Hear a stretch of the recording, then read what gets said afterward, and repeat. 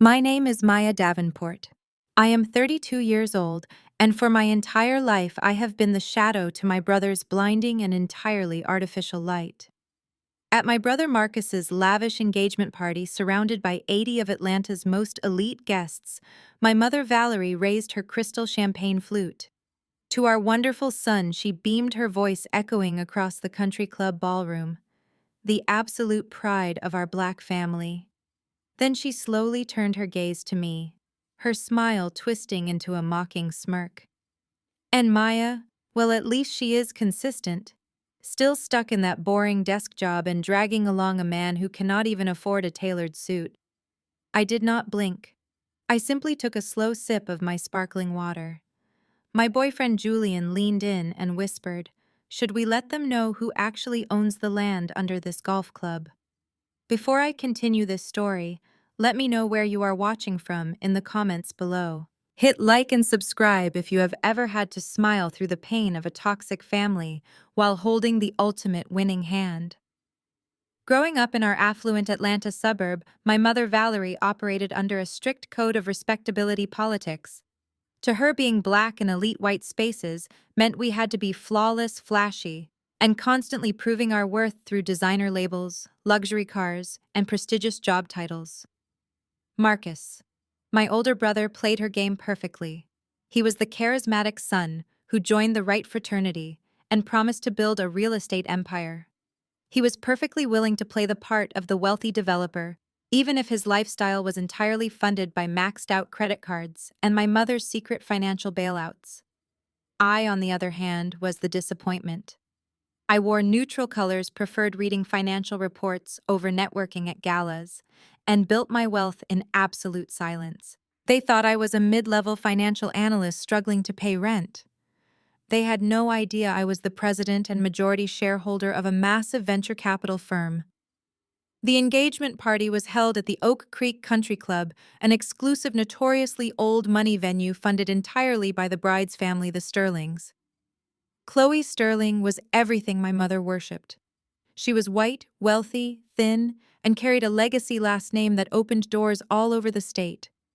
Richard Sterling, Chloe's billionaire father, had rented out the grand ballroom for the night. Crystal chandeliers cast a warm glow over tables draped in imported silk. Waiters in white tuxedos floated around the room with trays of caviar and vintage champagne. It was a perfectly orchestrated illusion of merged empires, a night designed to solidify Marcus's fake status. When my mother tapped her glass with a silver spoon, the room of 80 guests fell silent. She stood at the head table wearing a custom gown that I knew she could not actually afford without dipping into her retirement savings. She spent 10 solid minutes praising Marcus, painting him as a self-made titan of industry. Marcus sat there puffing his chest, wearing a velvet dinner jacket, soaking in the admiration of the Sterling family. Then my mother locked eyes with me. I was seated at table 9 near the kitchen doors, a placement that was definitely not an accident. "You know," my mother said into the microphone, her voice dripping with fake sweetness, "we all have different paths. Look at my Maya. She is a prime example of staying humble. While Marcus is out here building the skyline of tomorrow and marrying into the wonderful Sterling family, Maya is perfectly content pushing papers at her little desk job." A few uncomfortable chuckles rippled through the room. I felt the heat of dozens of eyes turning toward me, but my mother was not finished. She gestured toward Julian, who was sitting next to me wearing a simple, unmarked black cashmere sweater and dark trousers. "And we are so glad Maya brought a +1 tonight," my mother continued. "Julian is it. It is so refreshing to see someone brave enough to wear off the rack, casual wear to a black tie optional event. You really keep us grounded, young man." The silence in the room grew thick and heavy. Julian did not flinch. He just smiled politely, swirling the ice in his bourbon. That was when Chloe, the bride-to-be, stood up and took the microphone from my mother. She let out a high-pitched musical laugh that immediately grated on my nerves. "Oh, Valerie, do not be too hard on them," Chloe chimed in, looking down at me from the elevated main stage. "I think it is incredibly brave of Maya to just show up and be herself, you know. Not everyone is meant for this kind of pressure or this level of society. And Julian, your outfit is so rustic. Is that a cotton blend? It is very sustainable. I just love how you guys do not even try to fit in. It is so quirky. Marcus leaned into the microphone, now completing the trio of public humiliation. Hey, Julian! Marcus boomed, his voice echoing off the high ceilings. If things are tight, come see me on Monday. I might have an opening on one of my construction sites. You look like you could handle a shovel. We can get you some cash to buy a real suit before the wedding. The entire Sterling family laughed. My mother beamed with absolute pride, looking at Marcus like he was a king holding court. They thought they had put me in my place. They thought they were the pinnacle of success, looking down on the poor, struggling sister and her deadbeat boyfriend from their pedestal of lies. What they did not know was that Julian's simple black sweater was a custom-spun Loro Piana piece worth more than Marcus's entire rented outfit. What they did not know was that Julian was not a construction worker looking for a handout. He was the chief executive officer of my venture capital firm, managing billions of dollars in assets. And most importantly, what they did not know was that Marcus's entire fragile real estate portfolio was currently being evaluated by my firm for a massive high-risk loan. I sat there tracing the rim of my water glass with my index finger. I felt the familiar sting of my mother's rejection, the exact same rejection I had swallowed every single day since I was a little girl. But this time, I did not feel the urge to cry. I did not want to shrink away or hide in the bathroom.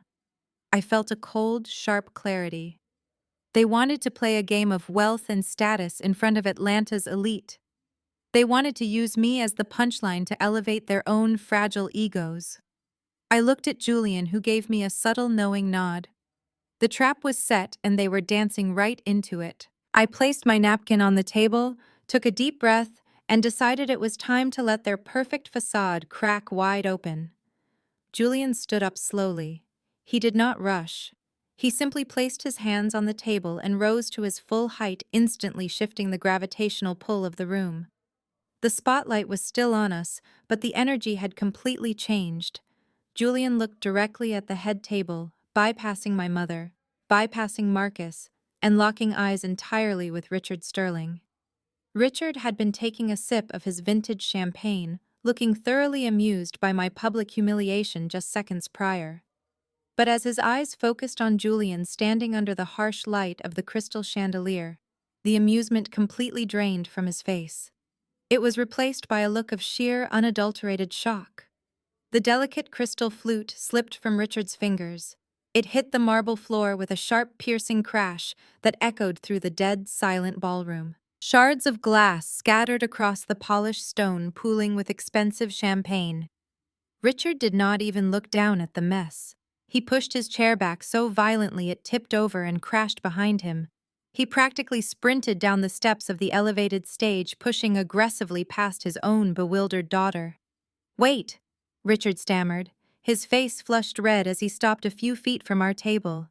He stared at Julian as if he had just seen a ghost. "Are you Julian Pierce?" Julian offered a polite, devastatingly calm smile. "Good evening, Mr. Sterling. I did not expect to see you outside of the boardroom so soon. We just closed the Delaware deal last week, did we not?" Richard swallowed hard. The billionaire tycoon, a ruthless man who intimidated everyone in the Atlanta business world, suddenly looked like a nervous intern caught making a mistake. Yes, we did. My God, Mr. Pierce, what on earth are you doing here? The entire room gasped in a collective wave of confusion. Chloe lowered her microphone, her perfectly contoured face contorted in absolute bewilderment. "Daddy, what are you talking about?" she demanded, her voice shrill. "He is just Maya's broke boyfriend." Richard whipped his head around to glare at his daughter with a ferocity that made her step back. "Shut your mouth, Chloe." He pointed a trembling finger at Julian. "This man is not broke. This is Julian Pierce. He is the chief executive officer of Apex Holdings.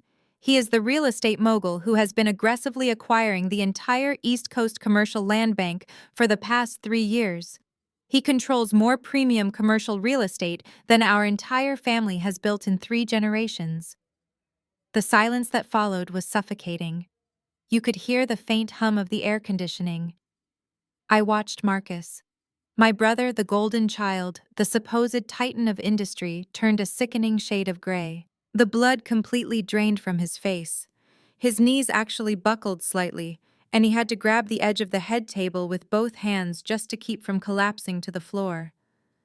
Just 2 hours earlier, Marcus had been bragging loudly to Richard Sterling about his exclusive industry connections. He had lied right to Richard's face, claiming he had an inside track to the Apex Holdings land bank, promising Richard that a joint venture between them would secure billions in upcoming contracts. Marcus had sworn he was just one phone call away from the Apex executive team. And yet here he was, having just offered the very CEO of that company a job digging ditches for minimum wage. Marcus. Richard barked, his voice laced with pure venom and absolute disgust. You sat in my office last Tuesday and told me you had been trying to get a meeting with Mr. Pierce's acquisitions team for 6 months. You looked me in the eye and said you had top-level clearance to his land bank. And yet the man is sitting right here at your own engagement dinner and you just offered him a shovel. Are you a complete fraud, boy? I did not know, Marcus stuttered, pulling nervously at his velvet collar as sweat began to bead on his forehead. I mean, Maya never said her. Julian was that Julian. I swear, Richard, it is just a massive misunderstanding. It is no misunderstanding, Julian said, his voice smooth and cold as ice. You made your perspective incredibly clear, Marcus. I do not think Apex Holdings has any place for your shovel. That was the exact moment my mother's brain finally caught up to the reality of the situation.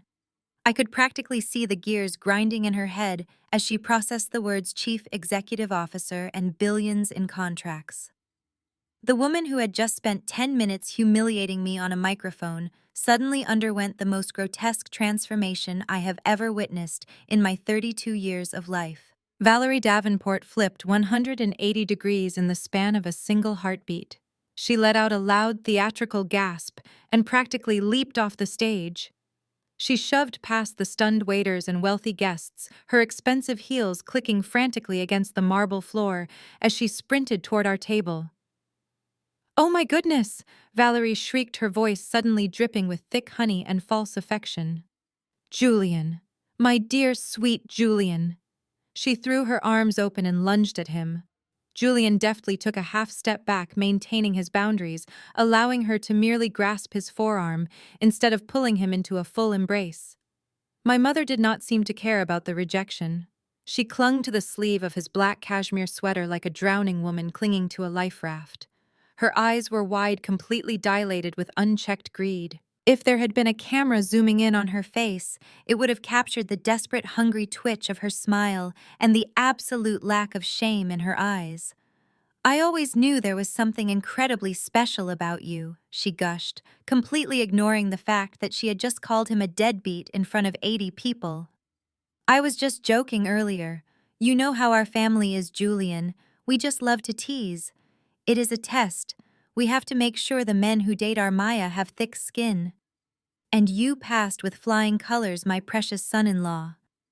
I felt a wave of pure nausea wash over me. The sheer audacity of her pivot was breathtaking. She reached out to stroke the fabric of his sweater, her tone shifting into a sickening, reverent purr. And this sweater, she continued, practically drooling over the fabric. Oh, I can feel the quality now. Loro piana, is it not?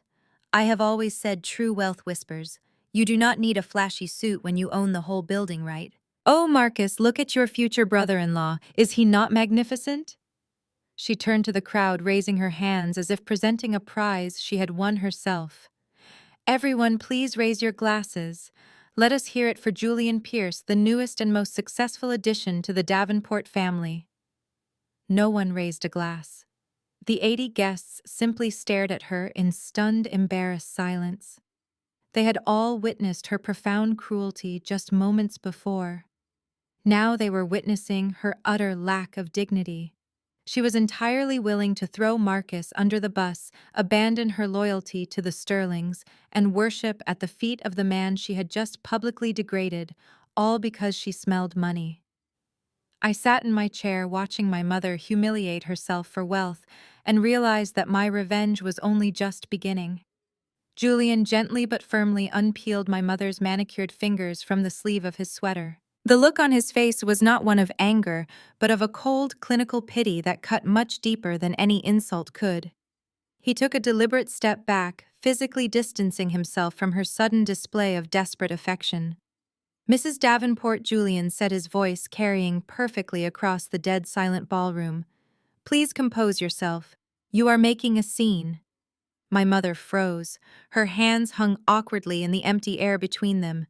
The eager, greedy smile on her face fractured, replaced by a look of sheer panic as she realized her charm offensive was failing miserably. She looked around the room, making eye contact with the dozens of wealthy guests who were watching her publicly unravel. Richard Sterling, still standing frozen near the shattered glass of his champagne flute, tried to salvage the situation. He cleared his throat loudly, ignoring my mother entirely. "Mr. Pierce." Richard began, his tone respectful, almost pleading. "Whatever Marcus has said or done here tonight, please know that the Sterling family operates with the utmost professionalism. If you are open to it, I would love to schedule a formal sit-down next week. We are looking for massive capital injections for our downtown developments, and a partnership with Apex Holdings would be mutually beneficial." Julian shook his head slowly. He slipped his hands casually into his pockets, radiating an effortless authority that Marcus could only ever pretend to have. "Mr. Sterling, I believe there is a fundamental misunderstanding here tonight about how my firm operates," Julian said smoothly. "It is true that I am the chief executive officer of Apex Holdings. I oversee the daily operations, I manage the acquisitions team, and I execute the corporate vision. But I do not own the firm. I do not hold the purse strings for the venture capital division that your future son-in-law is so desperately trying to court." Richard frowned, genuine confusion spreading across his face. "But the industry journals?" he stammered. "Everyone knows you are the face of Apex. If you are not the majority shareholder, then who is the owner? Who signs off on the nine-figure capital injections?" Julian turned his body, slightly extending a hand in my direction. He looked at me with a quiet, profound respect. "The founder, president, and majority shareholder of Apex Holdings is sitting right there at table 9, Julian announced. "The woman you all just spent the last 20 minutes ridiculing." Every single head in the room snapped toward me. The physical weight of 80 stares hitting me at once was palpable. The silence in the country club ballroom was absolute, broken only by the faint clinking of ice melting in unattended water glasses. I did not shrink down in my chair. I did not look away. I simply set my glass of sparkling water down on the crisp white tablecloth and folded my hands neatly in my lap. I watched the realization hit them in real time. Marcus looked like he was going to vomit right there on his expensive velvet shoes. Chloe's perfectly contoured jaw was practically resting on the floor, her eyes darting frantically between me and her terrified father. But my mother was the absolute masterpiece. Her brain was completely short-circuiting. The daughter she had spent 32 years belittling, the daughter she had intentionally seated in the back corner near the kitchen doors, was the billionaire shot caller she had been worshipping from afar. "Maya," my mother whispered. The word sounded entirely foreign in her mouth, completely stripped of its usual condescension and venom. "That is impossible. You work a boring desk job. You do data entry for a mid-level accounting firm." I pushed my chair back and stood up. I smoothed the skirt of my dress. It was not a flashy designer gown covered in massive brand logos, but a custom-tailored piece of quiet luxury that cost more than her entire retirement portfolio. "I do work at a desk, Mother," I replied, my voice calm, clear, and perfectly projected so the entire room could hear every single syllable. "It just happens to be the desk in the corner office on the top floor of the Apex Tower. And as for data entry, you are partially correct. I review the financial data of failing companies to decide if we should acquire them and liquidate their useless assets. Speaking of which, Marcus, your preliminary loan application crossed my desk 3 days ago." Marcus gasped out loud. He literally gripped the edge of the head table to keep his balance. "Your numbers are an absolute mess, little brother," I said, tilting my head slightly. "You are vastly overleveraged. Your debt-to-income ratio is a disaster waiting to happen, and your projected timelines are pure fiction. You do not have an empire. You have a house of cards built on high-interest credit. And after your little performance tonight, you can be absolutely certain that Apex Holdings will not be throwing a single dollar into the wind to save you." Chloe stepped forward, her voice shaking with a mix of fear and entitlement. "You cannot do that," she cried out. "He is your brother. You are ruining our wedding. We are family." "Family," I echoed, letting out a short, dry laugh that sent a chill through the room. That is a very interesting word coming from the woman who just took a microphone to mock my presence here. And Mother, you were actually right about one thing tonight. I am an excellent example of staying humble. Because if I had wanted to, I could have bought this entire country club this morning and fired the catering staff before the appetizers were even served. But I prefer to let people show me exactly who they are first. I turned and began walking toward the exit. Julian fell into step right beside me, a silent, powerful guardian. We reached the grand double doors of the ballroom. I stopped and looked back over my shoulder at the terrified, silent crowd. "Keep your shovel, Marcus," I said, the finality of my words ringing in the heavy air. "You are going to need it to dig yourself out of the massive financial hole you are currently drowning in." Have a wonderful engagement, everyone. We walked out into the cool Atlanta night. The valet quickly brought my car around a sleek, understated black town car with tinted windows. As we pulled away from the Oak Creek Country Club, leaving my toxic family trapped in the wreckage of their own making, I did not feel a single shred of guilt. I only felt an incredible, overwhelming sense of liberation. The heavy illusion was finally shattered. They knew exactly who I was now. But as I watched the city lights blur past the window, the brief moment of peace began to fade. I knew my family. I knew the specific brand of toxicity that ran through my mother's veins. She was not going to reflect on her horrific behavior. She was not going to call me tomorrow and apologize for 32 years of emotional abuse. The initial shock would eventually wear off, and when it did, that profound shame would be instantly replaced by something far more dangerous: greed. They knew I had the money now, and in their twisted, entitled minds, my wealth was their wealth. The battle of the engagement party was over, but the actual war was just about to begin. I did not have to wait long for the opening shots to be fired. The very next morning, my phone buzzed on the marble kitchen island of my penthouse. It was exactly 8 o'clock. I was standing by the floor-to-ceiling windows looking out over the Atlanta skyline holding a cup of black coffee.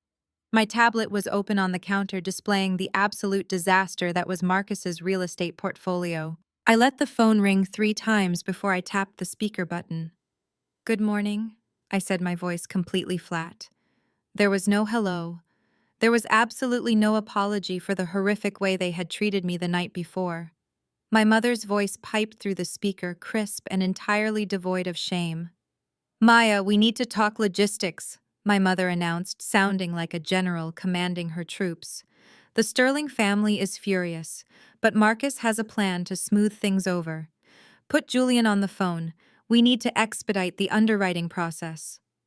I took a slow sip of my coffee. "Julian is not here," I replied. "And even if he was, he does not take orders from you. Furthermore, there is no underwriting process to expedite. I told you last night, Apex Holdings is not funding Marcus's house of cards." A heavy sigh echoed through the phone, followed by my brother's voice. "Look, Maya, enough with the power trip." Marcus snapped, his tone laced with that familiar, sickening entitlement. "You had your fun last night. You embarrassed me in front of Richard. You proved your point. But now it is time to be an adult and support your family. I need $5 million wired into my primary limited liability company account by Friday morning." I actually laughed out loud. The sheer, unadulterated audacity of the demand was almost impressive. "You need $5 million by Friday," I repeated, making sure I heard him correctly. "Yes," Marcus said, entirely serious. "Richard Sterling is threatening to pull his backing from the downtown commercial project. He says my financials are too weak. If I can show a $5 million capital injection from Apex Holdings, it secures the deal. It also proves to the Sterlings that our family stands together. You owe me this, Maya. You made me look like a fraud. You are a fraud, Marcus, I stated simply. I spent the last 2 hours reviewing your disclosures. You do not own the properties you claim to own. You are highly leveraged on predatory loans, and you are using new investor money to pay off old debts. It is a textbook Ponzi scheme wrapped in velvet ropes. I would not approve a $5,000 loan for your business, let alone $5 million. How dare you speak to your brother that way? My mother yelled, her voice suddenly shrill and defensive. He is trying to build generational wealth for this family. He is trying to secure our legacy in this city. You have billions of dollars at your disposal. $5 million is a drop in the bucket for you. It is entirely selfish of you to hoard your blessings when your own blood is trying to elevate our name. Generational wealth, I repeated, feeling a dark, cold anger bubbling up inside my chest. That is a fascinating choice of words, Mother. Let us talk about generational wealth. Let us talk about my college fund. The line went dead silent. It was the one topic my mother absolutely hated discussing, the one skeleton in our perfectly curated family closet that she could never fully bury. You do not need to bring up ancient history, my mother muttered, her tone suddenly defensive and tight. It is not ancient history. It is the foundation of this conversation. I fired back, my voice rising with a hard edge. When I was 18 years old, I got accepted into Spelman College. Grandma Dorothy had left me an $80,000 trust specifically designated for my education. It was my ticket to a debt-free start in life. But you had power of attorney until my 19th birthday. Maya, drop it, Marcus warned, but I talked right over him. You took my entire trust fund, I said, pronouncing every word with crystal clarity. You drained every single cent of the money Grandma left me, and you handed it to Marcus so he could start a luxury lifestyle concierge service, a business that he completely bankrupted in less than 6 months because he spent all the operating capital on leasing a luxury car and buying VIP tables at nightclubs. He was a young entrepreneur, my mother interrupted, scrambling to justify her betrayal. He needed seed money. You were just going to school. You could take out student loans. It was an investment in the family. An investment that left me working 3 jobs. I replied, my voice shaking slightly with the memory of that crushing exhaustion. I scrubbed cafeteria floors at midnight. I worked weekend shifts at a call center. I graduated with massive debt while my brother walked around Atlanta, wearing designer clothes paid for with my stolen future. You did not just favor him, Mother. You actively cannibalized my life to feed his ego. Well, look at you now, my mother scoffed, completely missing the point. You survived. You built a company. The struggle made you strong. You should be thanking us. And clearly you have the money now, so why are you crying over a few $1,000s from over a decade ago? Stop acting like a victim and wire your brother the $5 million. If you do not, Richard Sterling will cancel the wedding. Let him cancel it, I said coldly. Maya, I swear to God, Marcus yelled, his voice cracking with panic. If I lose Chloe and the Sterling partnership because you are holding on to some petty childhood grudge, I will never forgive you. I do not want your forgiveness, Marcus, I replied. I want you to face the consequences of your own incompetence. You and Mother called me demanding $5 million without a shred of remorse or a single apology for 32 years of disrespect. So let me make this very clear. The answer is no. Not $5 million, not $5. Not a single red cent from Apex Holdings will ever touch your bank accounts. Maya, if you hang up this phone, my mother threatened, her voice dropping to a vicious hiss. You are dead to this family. We will freeze you out completely. I smiled at the city skyline outside my window. Mother, I said softly, you cannot freeze out the person who owns the thermostat. Have a terrible morning. I tapped the red button on my screen, cutting off her hysterical screaming. I set the phone face down on the marble counter and took a deep, steadying breath. I knew exactly what would happen next. They were desperate, and desperate people always double down. By refusing the money, I had backed them into a corner. And I knew that instead of surrendering, they would try to force my hand in person. The real battle of wills was only just beginning. Less than 2 hours after I hung up the phone with my mother, my screen lit up with a calendar invitation. The location was the Garden Room in Buckhead. It was Atlanta's most pretentious brunch spot, a place where the mimosas cost more than a car payment, and the aesthetic was designed purely for taking pictures to post online. The invitation was sent by Chloe. The subject line simply read, "Family Alignment Meeting." I decided to go. Not because I was open to any sort of negotiation, but because I wanted to look my brother directly in the eyes when I dismantled his last shred of hope.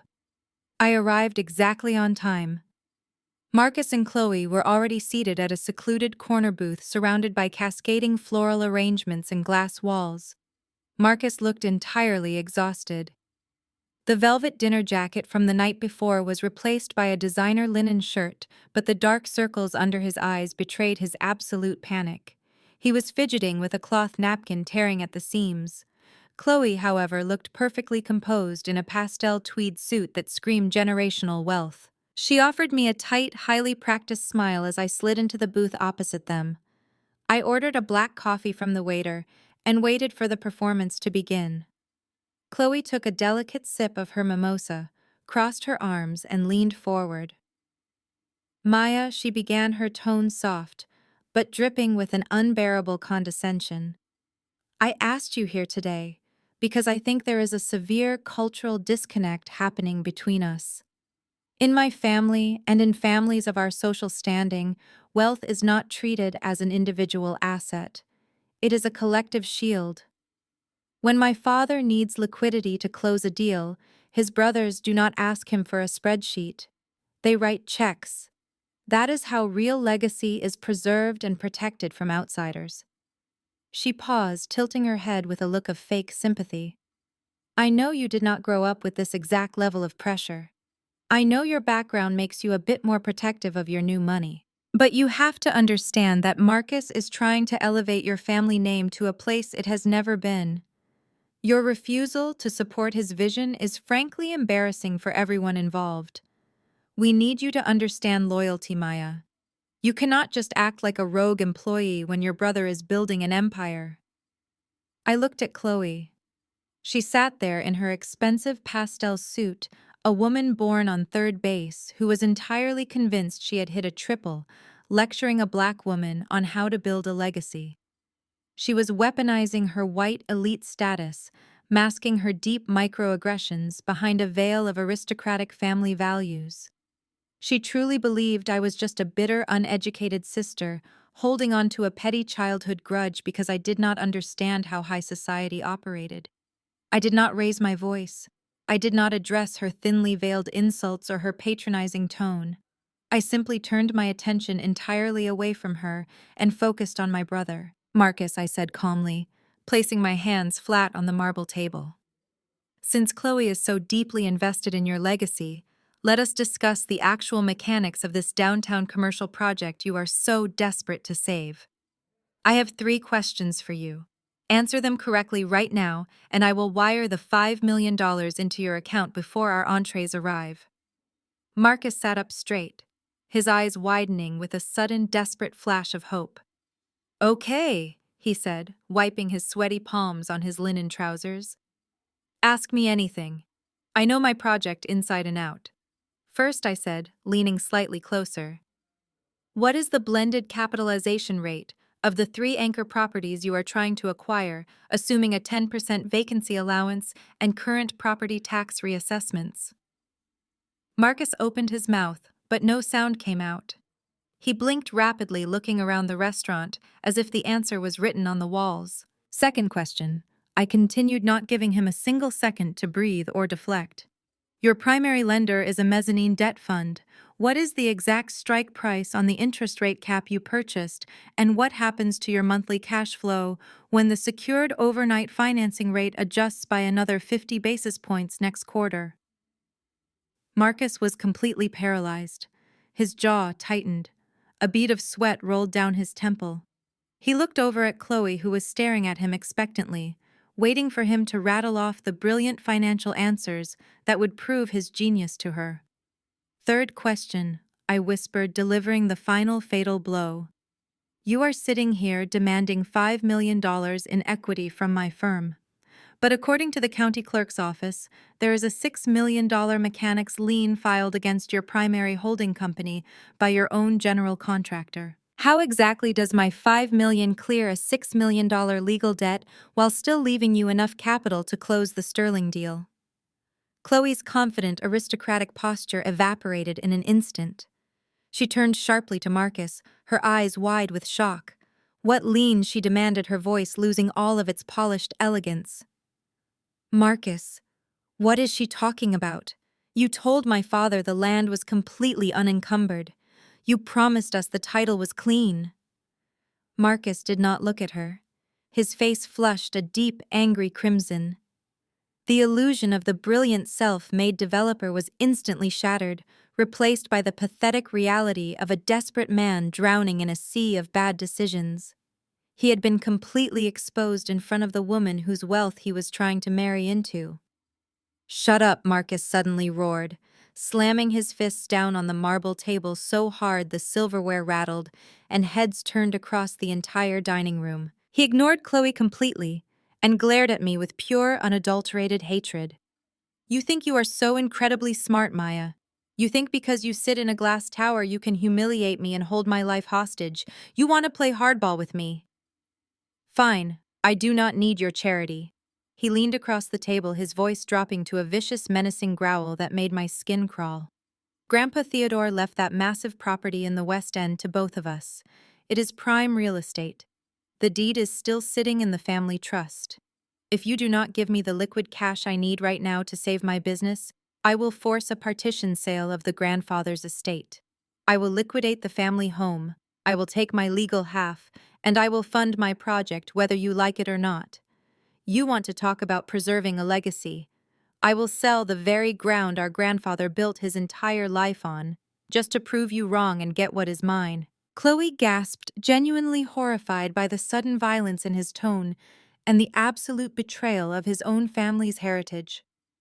But I just sat there looking directly into my brother's frantic, bloodshot eyes. He thought he was delivering a masterstroke. He thought he had found the ultimate leverage to break my spirit and force my hand. What Marcus did not realize was that by threatening the estate, he was actively stepping off the cliff and walking blindly into the exact legal trap I had spent the entire morning setting up. I did not say another word to my brother. I did not need to.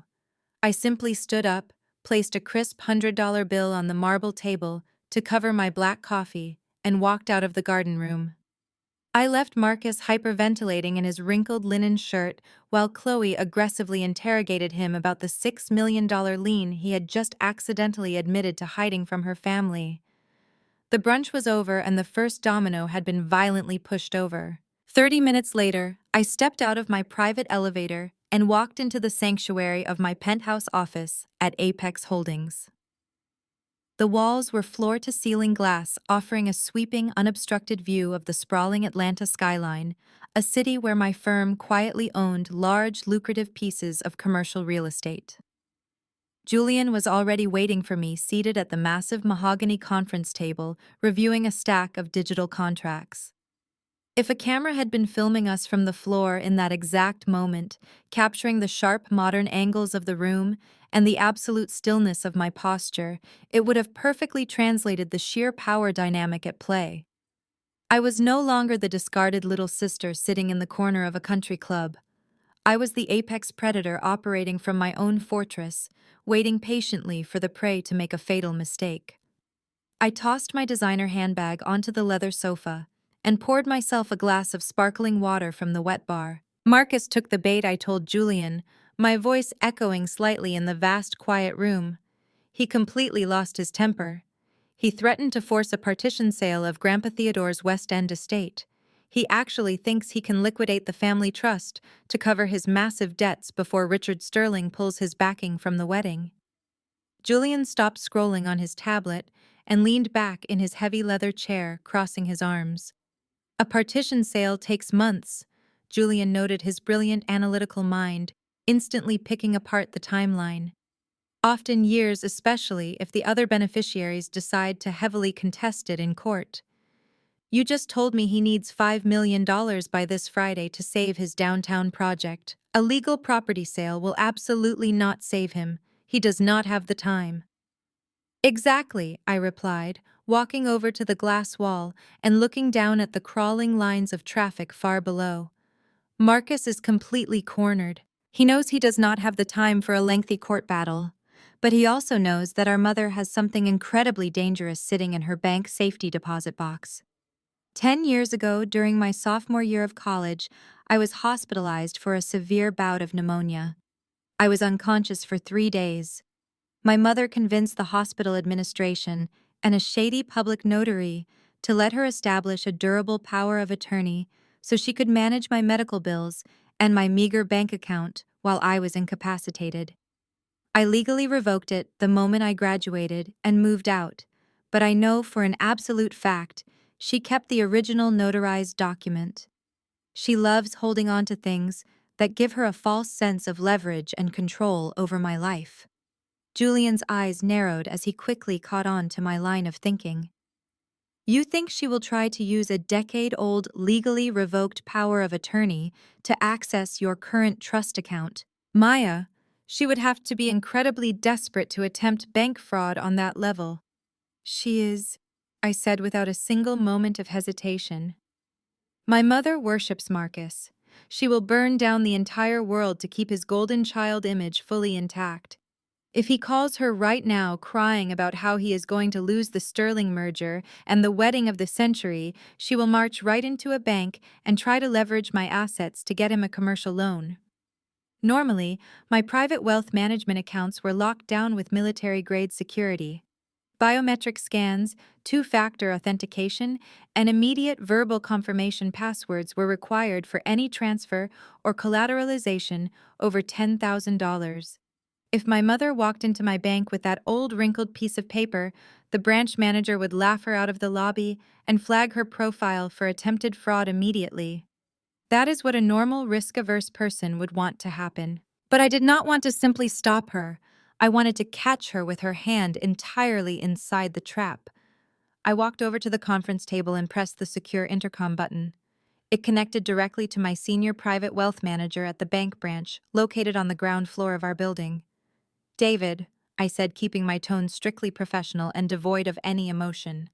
I need you to adjust the security protocols on the primary holding trust for the West End properties immediately. Yes, Miss Davenport, David replied instantly through the speaker. What specific adjustments are we making today? I took a deep breath, knowing that what I was about to do would officially cross the line from a bitter family dispute into a dark financial scheme.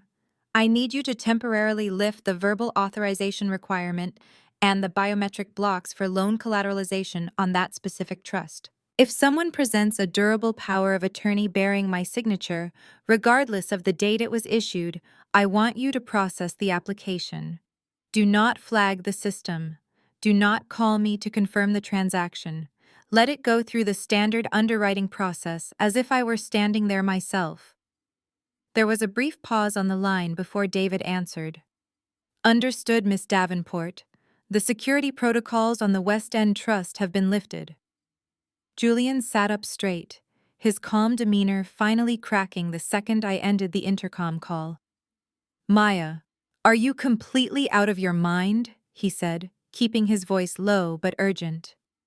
You are giving them an open door to your grandfather's estate.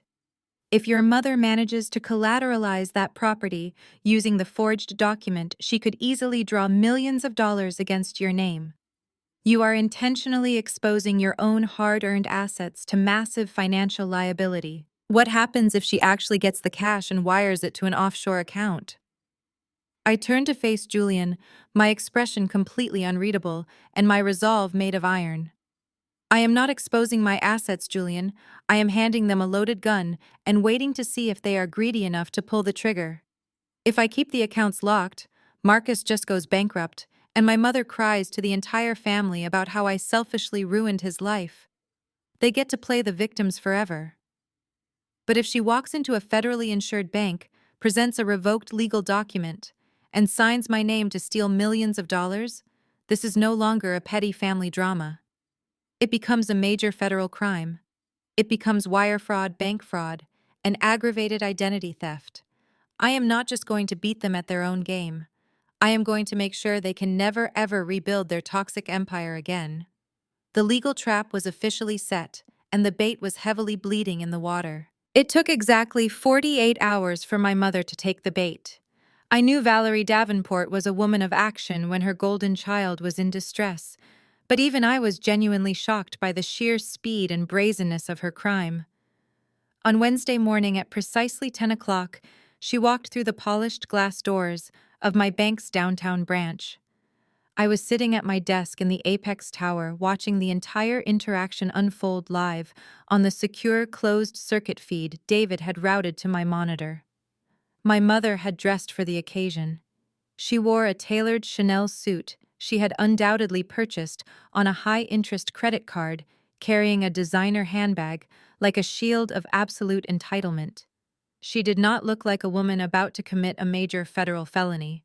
She looked like a wealthy matriarch running a routine errand. She marched straight past the teller line and demanded to speak with the senior wealth manager, acting as if she owned the building. David, playing his part perfectly, ushered her into his private glass office and offered her a cup of artisan coffee. I watched on the screen as my mother reached into her bag and pulled out a manila envelope. She slid it across the mahogany desk with complete confidence. Inside was the durable power of attorney. It was a 10-year-old document originally signed while I was laying in a hospital bed with a 104-degree fever, heavily medicated and barely conscious. I had legally revoked it the moment I recovered filing the termination papers with the county clerk. But my mother had kept the original copy, treating it like a loaded weapon she could use whenever she deemed necessary. She sat there sipping her coffee and told David that her daughter was traveling internationally and needed her to handle an urgent family business transaction. Her request was staggering. She demanded a $4 million equity line of credit fully collateralized by the West End estate Grandpa Theodore had left me. She wanted the cash liquidated immediately and wired directly into Marcus's primary commercial holding account. She did not ask for a modest loan. She went straight for the throat, attempting to drain a massive portion of my generational wealth to fund a vanity project for a son who had never worked a hard day in his life. Normally, a transaction of this magnitude using a decade-old power of attorney would trigger alarms across the entire banking network. A fraud investigator would be in that room within 10 minutes. But David simply nodded. Following my explicit instructions, he bypassed the biometric locks. He bypassed the verbal authorization protocols. He pulled up the lending documents and pushed them across the desk. I zoomed in on the camera feed, holding my breath. I wanted deep down in the smallest, most naive part of my heart for her to hesitate. I wanted her to look at my name on that contract and feel a single shred of maternal guilt. I wanted her to remember the little girl who used to seek her approval, to realize that she was actively destroying her own daughter to prop up a son who lied to everyone. I wanted her to stop.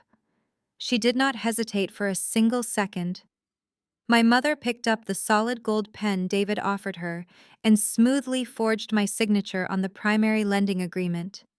Then she signed her own name as the authorized representative.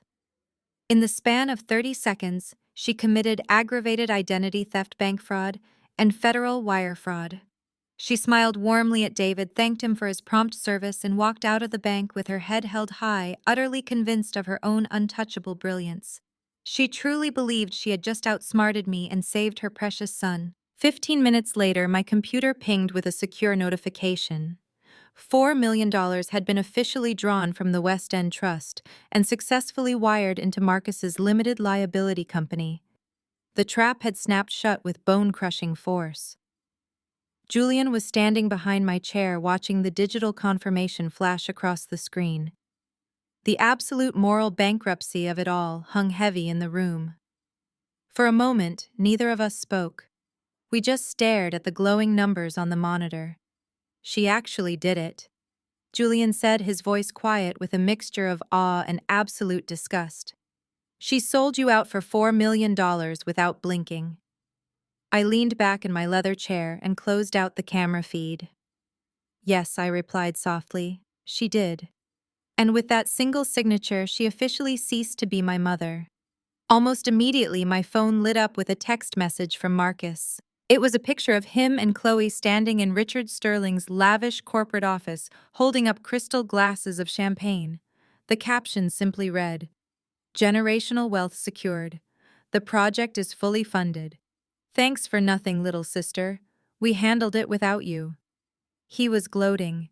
He had the $4 million sitting in his account, and he had just used it as matching capital to secure the partnership with the billionaire Sterling family. He thought he had won. He thought his mother was a genius who had masterfully bypassed my rigid boundaries to claim what they believed was rightfully theirs. They were probably celebrating right now, laughing about how they had put me in my place and taken back the power. He was entirely blind to the reality that every single dollar sitting in his account was highly radioactive. The mother's moral corruption had reached its absolute peak, and she had just handed her golden child a ticking time bomb. They thought they had secured their future, but all they had really done was sign their own financial and legal death warrants. I took a screenshot of Marcus's arrogant text message and forwarded it directly to my corporate attorney. It was time to pull the strings on the puppet show. Julian walked back into my office, holding a printed physical copy of the wire transfer receipt. He placed it gently on the center of my desk. The $4 million had officially landed in Marcus's commercial holding account. Julian looked at me, his hand hovering over the desk phone. "I have the direct number for the federal authorities. Ready," Julian said, his voice steady and professional. "We can have the Financial Crimes Division freeze Marcus's account before he even has the chance to write a single check. Valerie will be in custody by dinner and the funds will be secured." I looked at the phone, then at Julian, and slowly shook my head. "No," I said quietly. "Put the phone down, Julian. We are not calling the police. Not yet." Julian frowned, clearly confused by my hesitation. "Maya, your mother just committed wire fraud and aggravated identity theft. She forged your signature on a massive commercial loan. If you do not report this immediately, it complicates the liability. Every minute that money sits in Marcus's account, the risk multiplies." I stood up and walked over to the floor-to-ceiling window, looking out over the sprawling city that my family was trying so desperately to conquer. If I call the police right now, the bank freezes the transfer. The money is returned to my trust before it can be deployed. My mother hires a high-priced defense attorney and claims it was all a simple familial misunderstanding. She will cry in front of a judge, play the confused, overwhelmed elderly woman who just wanted to help her son, and she will probably walk away with probation. I turned back to face Julian, the cold reality of my plans settling into my bones. And Marcus walks away clean. He will claim he had absolutely no idea his mother forged the document to get him the capital. He will play the victim. He goes bankrupt, sure, but he avoids jail time. He will spend the rest of his life telling anyone who will listen that I sabotaged his empire because I was jealous. I am not letting them off that easily. I am not giving them a loophole to escape the consequences of their greed. Julian lowered his hand from the phone. "Then what is the play?" he asked, his tone shifting from cautious advisor to willing accomplice. "I want Marcus to spend that money," I said, pronouncing every word with deliberate precision. "I want him to sign contracts, hire luxury contractors, and officially co-mingle that stolen $4 million with Richard Sterling's investments. Once he spends it, the crime is irreversible. He becomes an active participant in laundering stolen funds. He will be in so deep that there will be no legal defense that can save him. But to control the blast radius and protect my grandfather's estate, we need to own the debt." I sat back down at my desk and pulled up the highly classified corporate structuring files. While my flagship firm was known publicly for massive venture capital investments, I maintained a specialized shell company for quiet strategic acquisitions. It was a subsidiary operating exclusively under the Apex Holdings corporate umbrella. Nobody outside of my immediate legal team knew I controlled it. I want this Apex shell company to reach out to the bank's commercial lending division this afternoon, I instructed Julian. I want our subsidiary to purchase the $4 million loan my mother just originated.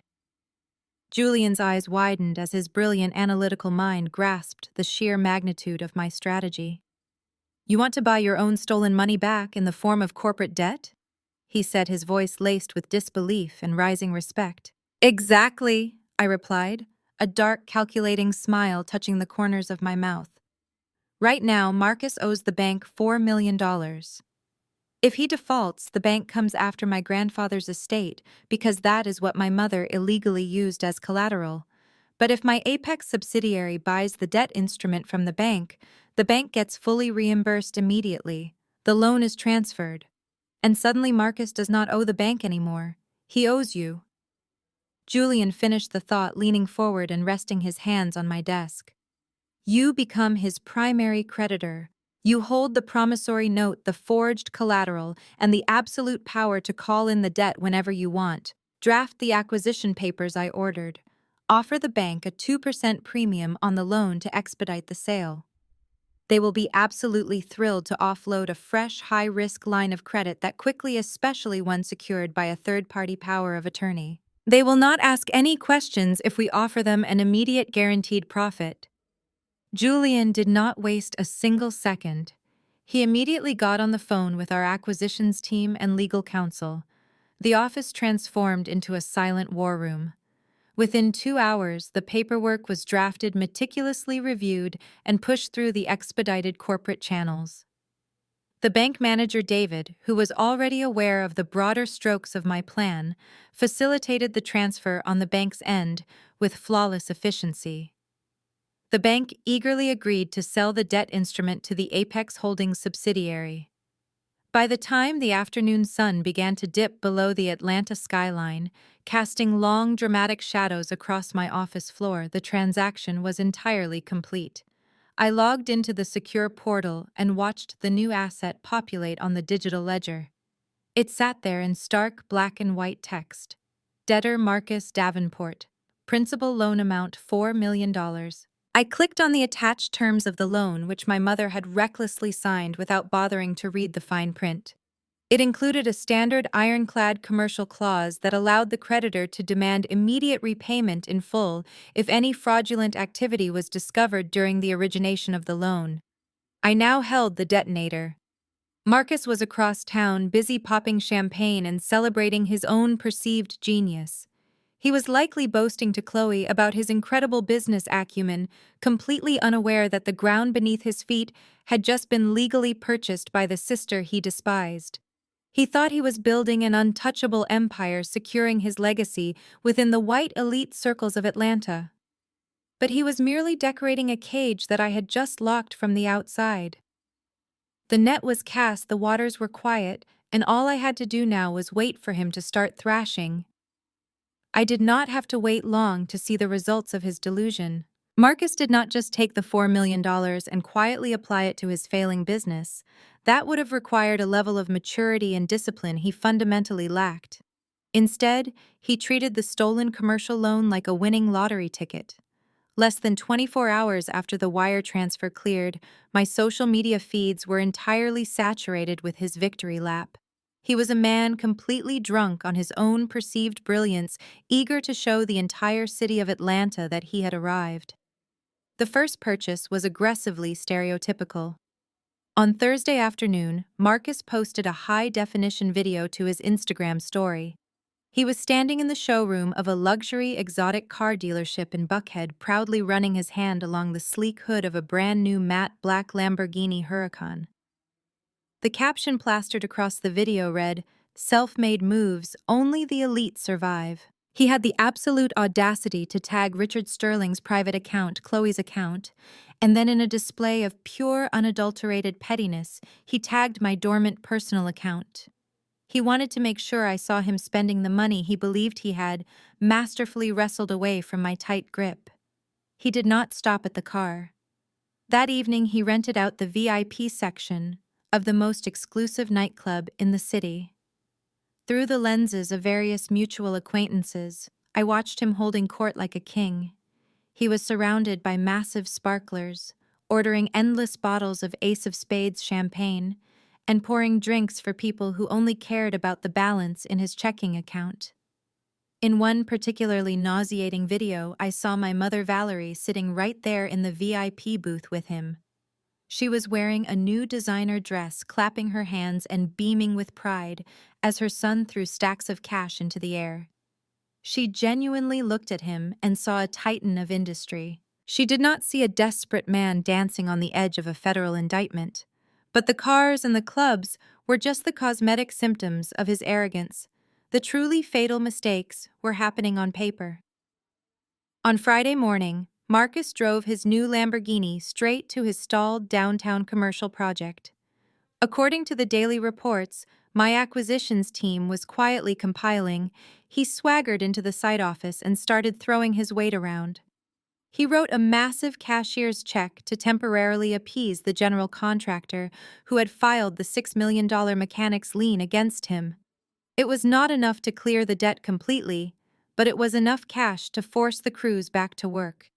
Then he made the ultimate unforced error. Marcus sat down at his makeshift desk and began recklessly signing a mountain of new construction contracts. He authorized massive orders for structural steel, imported Italian marble for the lobbies, and premium union labor to expedite the building timeline. He committed millions of dollars in future payments, legally binding his limited liability company to these vendors. Worst of all, he officially co-mingled the stolen $4 million with the initial seed money Richard Sterling had provided for the joint venture. By doing so, Marcus effectively infected the Sterling family's legitimate real estate portfolio with highly illicit, fraudulently obtained funds. He was no longer just stealing from his sister. He was actively laundering stolen money through a billionaire's corporate infrastructure. The absolute irony of his arrogance was that it blinded him to the most basic rule of business. You always read the fine print. Marcus was so desperate to look rich, and my mother was so desperate to secure the funds that neither of them had actually read the master loan agreement they had signed at the bank. They saw the $4 million approval signed on the dotted lines and walked out. If Marcus had bothered to hire a competent attorney to review the paperwork, or if he had simply spent 10 minutes reading the document himself, his blood would have run cold. The loan agreement, which was now fully owned and controlled by my Apex Holdings subsidiary, contained a highly specific, deeply buried commercial clause.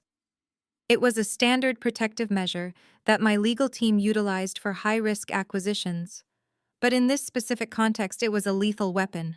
The clause clearly stated that the creditor retained the absolute right to demand immediate repayment of the principal loan amount in full, plus a 20% punitive penalty in the event of any fraud, misrepresentation of collateral, or unauthorized signatures discovered during the origination of the loan. Furthermore, it stipulated that if the borrower could not immediately produce the liquid cash to satisfy the recalled debt, the creditor had the right to instantly seize any and all assets tied to the borrower's limited liability company, including all associated construction sites and vendor contracts. Marcus did not know this. He was driving around Atlanta in a supercar he did not own, funding a construction site with money he had stolen and tying the knot with a billionaire's daughter using a legacy he had forged. He felt invincible. He thought he had outsmarted the system, bypassed my boundaries, and secured his place among the white elite of the city. Every single dollar he spent dug his grave a foot deeper. Every contract he signed added another charge to the inevitable federal indictment. I sat in my penthouse office watching the digital footprint of his spending spree expand across the city. I did not feel angry anymore. I just felt a cold, calculated patience. He was putting on a spectacular show of wealth and power, but the curtain was about to drop. The weekend was approaching, and Richard Sterling was already beginning to ask questions about the sudden, miraculous influx of cash. The fool had built his magnificent glass castle directly on top of a live landmine, and I was holding the only detonator. It was Tuesday afternoon, exactly 4 days before the wedding of the century. My phone chimed with a location pin and a highly demanding text message from Chloe. She required my immediate presence at her final dress fitting. The location was an ultra-exclusive bridal atelier in the heart of Buckhead, the kind of heavily guarded boutique that served vintage champagne with edible gold flakes and only allowed entry by strict appointment. I had a massive multi-million-dollar corporate acquisition to finalize that afternoon, and my initial instinct was to simply ignore the message. But as I looked at the digital loan documents sitting on my monitor outlining the exact financial trap Marcus was blindly walking into, I changed my mind. I decided to attend the fitting. I needed to look them directly in the eye. I needed to make sure they were still entirely comfortable in their delusion before I pulled the rug completely out from under their feet. I walked into the bridal boutique wearing my usual tailored charcoal suit. The air inside smelled of expensive white lilies and raw silk. My mother and Chloe were already there, perched like royalty on plush velvet sofas, sipping champagne from crystal flutes. When they saw me walk through the glass doors, their faces lit up with a sickening, triumphant glee. In their minds, they had already won the war. Marcus had the $4 million the Sterling partnership was seemingly secured, and they had bypassed my authority entirely. They thought they had finally put the arrogant withholding sister in her place. My mother gave me a condescending little wave.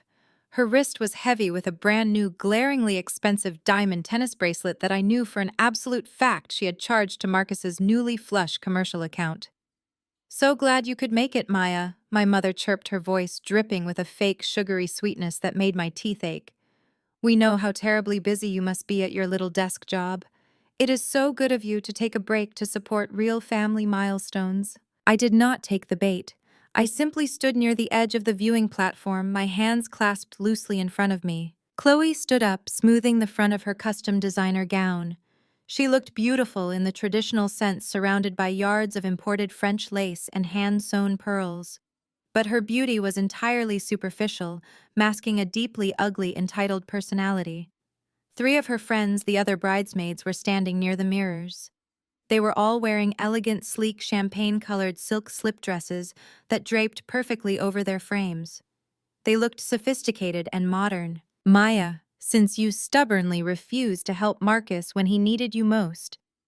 "I was not even going to have you in the bridal party," Chloe said, putting on her best aristocratic pout as she stepped down from the pedestal. But Valerie insisted. "We believe in keeping family close, even the difficult ones. So I had my personal designer rush order a bridesmaid dress specifically for you." She snapped her fingers at a terrified-looking boutique assistant. The young woman hurried over carrying a heavy, opaque garment bag. She refused to make eye contact with me as she unzipped it and pulled out the dress. I had to physically bite the inside of my cheek to suppress a genuine laugh. The dress was an absolute monstrosity. It was a violently bright shade of chartreuse green, a toxic neon color that universally washed out dark skin tones and practically glowed in the ambient lighting of the boutique. It had massive, puffy shoulder sleeves resurrected directly from the 1980s, a high, suffocating ruffled neckline, and a completely shapeless bodice covered in cheap plastic sequins. It looked like a radioactive curtain. It was entirely designed to humiliate the wearer, to make me look like a ridiculous, tasteless clown, so that Chloe would look like a glowing, graceful angel by comparison. The other bridesmaids snickered behind their champagne glasses. The boutique assistant looked like she wanted to sink into the floor and disappear. "It is very avant-garde," Chloe lied smoothly, stepping closer to me. Her eyes danced with malicious, vindictive joy. "I know it is not what you usually wear. But as I said at brunch, there is a severe cultural disconnect here. You might have stumbled into some new money, Maya, but wealth does not buy class or taste. You just are not used to this level of high society fashion. I think wearing this will really humble you. It will remind you of where you actually belong in this family hierarchy." My mother nodded in fierce, immediate agreement. "It is absolutely perfect," my mother added, taking another sip of her champagne. "You should be incredibly grateful Chloe is even allowing you to stand at the altar for the photographs, after how selfishly you behaved this week. Put it on Maya. Let us see how it fits." They waited for the explosion. They wanted me to throw a fit. They desperately wanted me to refuse the dress, to yell, to storm out of the boutique so they could play the innocent victims. They wanted to go back to Richard Sterling and tell him that Marcus's sister was an unhinged, jealous woman who tried to ruin the beautiful dress fitting. They were baiting me into a public meltdown to validate their own toxic narrative. Instead, I stepped forward.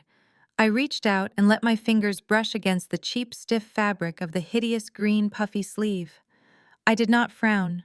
I did not raise my voice. I turned back to Chloe and my mother, and I offered them the most serene, genuinely warm smile I could possibly muster. It was a cold, calculating expression, the exact smile of an apex predator watching its prey step willingly into a steel trap. "You are absolutely right, Chloe," I said, my voice smooth as glass. "I do not have your kind of class, and I would be incredibly honored to wear this exact dress to the rehearsal dinner and the wedding. I will not change a single thing about it." I watched their smug expressions falter for just a fraction of a second.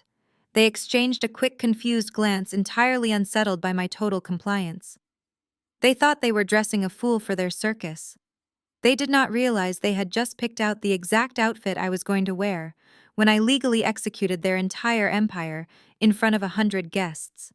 I thanked them for the lovely gift, turned on my heel, and walked out of the boutique. The trap was fully set, the costumes were chosen, and the stage was finally ready for the rehearsal dinner. The very next morning, the fragile illusion Marcus had constructed began to fracture under the weight of real wealth and actual business intelligence. Richard Sterling had not built a multi-billion-dollar real estate empire by being a careless man.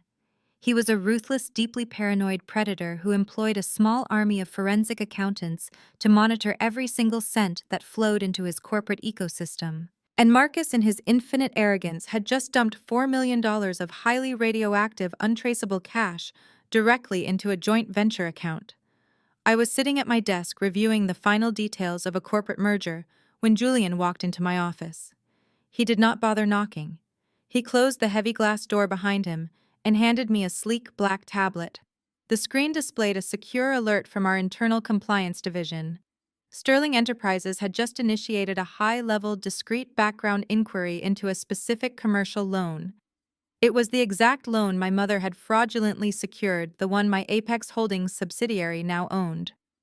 "Richard is sniffing around," Julian said, taking a seat across from me. He took a sip of his coffee, a grim smile playing on his lips. According to my contacts over at his firm, Richard hauled Marcus into his executive office at 8 o'clock this morning for a surprise financial audit. I leaned forward, completely captivated. "Tell me everything." Julian painted the picture perfectly, detailing the intelligence he had gathered from the Sterling compliance officers. Richard had been sitting behind his massive oak desk, entirely unamused by Marcus's new custom-tailored linen suit, or the keys to the matte black Lamborghini sitting visibly on the coffee table. Richard did not offer him a drink. He did not exchange pleasantries about the upcoming wedding. He simply slid a thick manila folder across the desk. Inside were the bank statements showing the sudden massive $4 million wire transfer, alongside printed photographs from Marcus's social media accounts, featuring the supercar and the VIP nightclub receipts. Where did this capital come from? Richard had demanded, his voice dangerously low. "You sat in my house on Sunday and told me your assets were frozen in a temporary liquidity crisis. Now, less than 48 hours later, you are throwing millions of dollars into our joint account and buying exotic cars. I know the Atlanta lending market, Marcus. No reputable financial institution underwrites a $4 million commercial loan in one day without massive collateral. So I'm going to ask you one time, and if you lie to me, the wedding is off and our partnership is dead. Where is this money from?" Marcus had apparently frozen, the color completely draining from his face. He was trapped. He could not tell Richard the truth. He could not confess that his mother had forged a decade-old document to illegally leverage his estranged sister's inheritance. That would result in his immediate arrest and the absolute destruction of his social standing. But he also could not claim it was from a traditional bank, because Richard's accountants would easily find the holes in that story. So panicking under the crushing weight of a billionaire's glare, Marcus told the biggest, most reckless lie of his entire life. He weaponized my company. Julian Pierce and Apex Holdings quietly backed me. Marcus had lied, his voice shaking before he forced himself to sound confident. According to the reports, Richard had stared at him in absolute disbelief. He reminded Marcus that just 3 days prior at the engagement party, Julian had publicly humiliated him and flatly refused to do business with him. Richard had watched Julian offer him a shovel instead of a contract. But Marcus, desperately digging himself deeper into the grave, spun a fantastical story. He told Richard that the hostility at the engagement party was entirely theatrical. He claimed that because Apex Holdings was secretly trying to acquire land in the downtown corridor, Julian did not want the market to know they were partnering with Marcus's firm. If the public knew Apex was backing the project, property values would skyrocket. Marcus swore that Julian had staged the argument to throw off competitors, and then privately originated the $4 million backdoor loan the very next morning to fund the joint venture. It was a completely absurd story, a desperate fiction born from pure panic. But it had one tiny fatal shred of verifiable truth that made Richard hesitate. Marcus produced the loan documentation his mother had signed, and right there, printed at the very top of the finalized debt transfer agreement, was the name of the primary creditor: Apex Holdings. Because I had aggressively moved to purchase the forged debt from the bank, the paperwork now legally bore my company's name. Richard saw the Apex logo. He saw the $4 million figure. For a brief, terrifying moment, Richard actually believed Marcus had pulled off the ultimate corporate deception. But Richard Sterling was not a trusting man. He told Marcus that he was going to place a direct phone call to Julian's executive office to personally verify the terms of the backdoor agreement. Marcus had nearly suffered a panic attack right there on the Persian rug. He begged Richard not to call. He fabricated a story about an ironclad non-disclosure agreement, claiming that if Richard contacted Apex directly, Julian would consider it a breach of trust and immediately recall the loan, leaving the downtown project entirely bankrupt. Richard had agreed to hold off on the phone call, but he immediately ordered his own compliance team to run a silent verification on the Apex loan file. That was the ping Julian and I were currently looking at on the tablet. I set the tablet down on my desk and let out a long, slow breath. The sheer magnitude of Marcus's stupidity was genuinely breathtaking. He thought he had outsmarted a billionaire. He thought he had bought himself enough time to get through the wedding this coming Saturday. Once he was legally married to Chloe, he assumed Richard would have no choice but to protect him and cover up any financial inconsistencies to save the Sterling family from public embarrassment. What Marcus did not realize was that his desperate lie had just handed me the ultimate, indisputable legal justification to execute my trap. By claiming to Richard Sterling that Apex Holdings was his active, willing financial partner, Marcus was committing severe corporate defamation. He was using my company's pristine reputation to legitimize stolen funds and defraud a billionaire investor. He had officially crossed the line from a domestic thief into a massive corporate liability. Julian looked across the desk at me, his eyes sharp and waiting for the command. He lied to a primary investor using our corporate trademark, Julian stated calmly. That is a direct violation of the standard fraud and misrepresentation clauses in the debt agreement we just purchased. We do not need to wait for him to default on a payment. We have the legal right to pull the plug right now. I stood up, walking over to the glass wall to look down at the city traffic. No, I said, my voice echoing with a cold, absolute certainty. We do not pull the plug today. If we freeze his assets now, Richard quietly handles it behind closed doors to protect his daughter's pride. Marcus gets cast out, but the public never knows the truth. My mother gets to spin a narrative about how the cruel, wealthy elites rejected her son. I turned back to Julian, the vision of the neon green bridesmaid dress flashing in my mind. They want a public spectacle. They want to celebrate their false wealth in front of the entire city. Tomorrow night is the rehearsal dinner. Richard Sterling, my mother Chloe, and 100 of their most important investors will be sitting in one room toasting to Marcus's fake empire. That is when we recall the debt. That is when we let the guillotine drop. While I was not ready to drop the final guillotine just yet, I was more than happy to start tightening the rope around his neck. I turned away from the window and walked back to my desk, my mind calculating the exact sequence of events required to break his spirit before the rehearsal dinner. "Julian," I said, taking my seat, "I want you to initiate a hard freeze on all Phase 2 disbursements associated with that commercial loan, flag the account for severe identified risk factors, and initiate a mandatory 48-hour compliance review. Lock down every single cent of liquid capital connected to his limited liability company. Do not recall the principal debt yet, just turn off the oxygen and watch him choke." Julian smiled, his fingers already flying across the sleek keyboard of his tablet. "Consider it done," he replied. "The freeze will take effect immediately across the entire banking network. Any pending transactions he initiated this morning will be hard-bounced." The execution was flawless and completely devastating.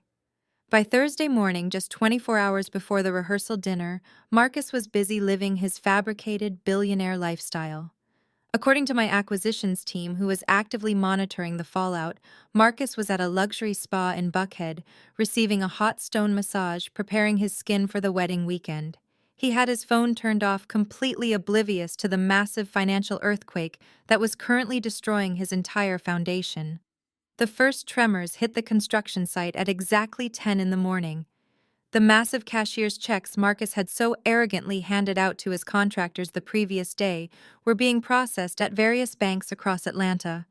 The imported steel vendor attempted to clear a $500,000 advance. The premium union labor representative tried to process the payroll guarantee. Every single transaction hit a solid brick wall. The automated banking system returned a uniform, terrifying error code: account frozen, pending compliance investigation. In the high-stakes world of commercial real estate development, a bounce check to a union labor contractor is an absolute death sentence. The general contractor, a hardened industry veteran who had already been burned by Marcus's previous $6 million mechanics lien, did not wait for an explanation. He had been suspicious of Marcus's sudden influx of cash to begin with. The moment the bank notified him that the funds were restricted, he took immediate and decisive action. He drove his heavy-duty pickup truck directly onto the downtown job site, parked it diagonally across the main access ramp, and laid on the horn. He ordered every single worker to drop their tools. The massive yellow tower cranes, which had just started moving that morning, ground to a sudden mechanical halt. The concrete mixers were shut off. The heavy machinery was locked down. Within 45 minutes, a bustling multi-million-dollar construction site was transformed into a completely silent, abandoned graveyard of steel and dust. The workers walked off the job, leaving half-finished framework exposed to the Atlanta sun. The strike was absolute. Marcus turned his phone back on around noon as he walked out of the spa. He was immediately hit with a barrage of frantic voicemails and emergency text messages. The panic must have been completely intoxicating to witness. He scrambled into his rented Lamborghini and sped downtown, breaking multiple traffic laws in his desperation to reach the site. When he arrived, the gates were padlocked. The general contractor was standing on the other side of the chain-link fence, flanked by two burly union representatives. Marcus jumped out of his car, his expensive linen shirt clinging to his sweating chest, screaming about misunderstandings and banking errors. He demanded that the men get back to work, promising that he had millions of dollars sitting in his account and that a simple phone call would clear everything up. The contractor just laughed in his face. He told Marcus that his checks were completely worthless and that not a single boot would step foot on that dirt until the union was paid in verified cleared cash. He also handed Marcus a formal, legally binding notice of breach of contract through the chain-link fence. Marcus was hyperventilating. He pulled out his phone and dialed David, the senior wealth manager at my bank, demanding immediate access to his funds. He was shouting so loudly that the union workers standing nearby could hear every pathetic word. David, sitting safely in his glass office on the ground floor of my building, delivered the exact script I had provided him. "Mr. Davenport," David said calmly over the speaker, "I am afraid I cannot authorize any disbursements. Your primary creditor, Apex Holdings, has flagged your account for severe identified risk factors regarding the collateral you provided. All assets are completely frozen pending a federal compliance review. You have zero available liquidity." Marcus dropped his phone on the pavement. The screen shattered perfectly, mirroring his fabricated reality. In less than 24 hours, he had triggered a catastrophic chain reaction. By breaching the vendor contracts, Marcus's limited liability company was instantly thrown into a technical default. Furthermore, because he had commingled the frozen funds with Richard Sterling's seed money, he was now in direct violation of the Sterling Joint Venture Operating Agreement. He was legally, financially, and completely ruined. But the absolute most brilliant part of the trap was his pride. A smart man would have immediately called Richard Sterling, confessed to the financial disaster, and begged for a legal intervention to save the project. A smart man would have called his bride-to-be and told her the wedding needed to be postponed. But Marcus was not a smart man, and his mother had raised him to protect his image above all else. Valerie Davenport had spent his entire life teaching him to hide his failures and project an illusion of perfect success. So instead of confessing, Marcus decided to bury his head in the sand. He convinced himself that he could somehow fix it on Monday. He believed that if he could just get through the wedding and officially marry into the Sterling family, Richard would be forced to bail him out to avoid a public scandal. So Marcus picked up his shattered phone, got back into his supercar, and drove away from the dead construction site. He went home to put on a custom-tailored tuxedo.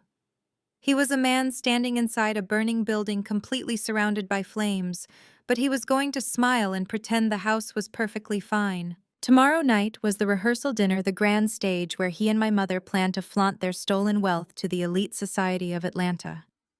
They were walking blindly into a massacre, and I had a front row seat. Marcus did not make it through the night with his delusion intact. By 8 o'clock that evening, the reality of his frozen accounts violently breached the walls of his luxury apartment. He was standing in front of his full-length mirror, adjusting the bow tie of his custom tuxedo, when his phone rang.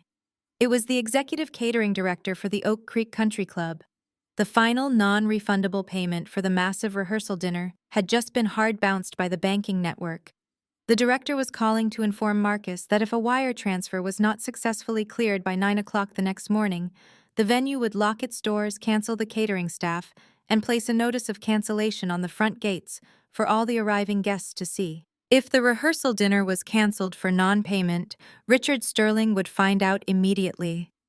The entire wedding would implode before the weekend even started. The fragile glass castle Marcus had built was completely shattering around him. He could not pretend anymore. Marcus collapsed onto his expensive leather sofa, hyperventilating. In a state of absolute blinding panic, he dialed the only person who had spent her entire life shielding him from the consequences of his own incompetence. He called our mother. Valerie Davenport arrived at his apartment less than 20 minutes later. She stormed through the door wearing her designer trench coat, her face pale, but her eyes burning with a frantic, desperate energy. Marcus was pacing the hardwood floor, sobbing, pulling at his hair, and babbling incoherently about frozen accounts and union strikes. He confessed everything about the Apex Holdings trap, the bounced checks, and the caterer's ultimatum. Instead of demanding that her son take responsibility, instead of telling him to call off the wedding and face the music, my mother immediately went into crisis management mode. She paced the living room, her mind racing to find a loophole. Traditional banks were entirely out of the question. Marcus's limited liability company was flagged across the federal network, meaning he could not secure a legitimate loan to save his life. They needed untraceable, immediate liquidity. They needed hard money. Marcus wiped his face and shakily mentioned a contact he had met in the VIP section of a nightclub a few months prior. The man ran a shadow lending syndicate, a black market credit organization, operating under the guise of an aggressive private equity firm. They specialized in issuing same-day massive cash loans to desperate real estate developers who were over-leveraged, but their terms were violently predatory. They charged extortionate interest rates and they required absolute, unencumbered real estate collateral to process the loan. "I do not have anything left to pledge," Marcus cried, burying his face in his hands. "Everything I own is tied to the frozen Apex account. If I call this guy, he is going to want a clean deed. I am ruined, Mom. Richard is going to destroy me tomorrow." Valerie stopped pacing. She looked down at her golden child, and in that moment, her moral compass entirely disintegrated. She had already crossed the line into felony fraud earlier in the week by using the revoked power of attorney. In her twisted, desperate mind, taking one more step over the edge was completely justified if it meant saving Marcus's elite status. "We will use Maya's property," Valerie said, her voice dropping to a cold, dead whisper. Marcus looked up, his eyes wide with terror. "What?" "Mom, the bank froze her grandfather's estate. We cannot use that again." "Not the estate," Valerie corrected, her tone completely devoid of any maternal hesitation. "Her Midtown townhouse, the one she bought 3 years ago. I know she owns it free and clear because she bragged about paying it off in cash. You call your shadow lender. You tell them you need a $500,000 bridge loan by tomorrow morning to clear your vendor accounts. You offer Maya's Midtown townhouse as the primary collateral." "Mom, I cannot do that." Marcus stammered, his hands shaking violently. "I am not on the deed. I do not have a power of attorney for that property. The lender will need a signature from the legal owner. Then you will sign it for her," Valerie snapped, stepping forward and grabbing Marcus by the shoulders. She gave him a hard physical shake. "You will forge her signature, Marcus. You will upload the documents through their portal, and you will get that cash. Maya is your sister. She is hoarding billions of dollars while you are drowning. She owes you this. Once you marry Chloe, the sterling money will flow into your accounts, and you can quietly pay off this shadow loan before Maya ever finds out it existed." It was a staggering display of psychological manipulation. Valerie took the absolute worst, most criminal action possible and framed it as a necessary family survival tactic. She weaponized his fear of losing Chloe and completely absolved him of the guilt of stealing from his own sister.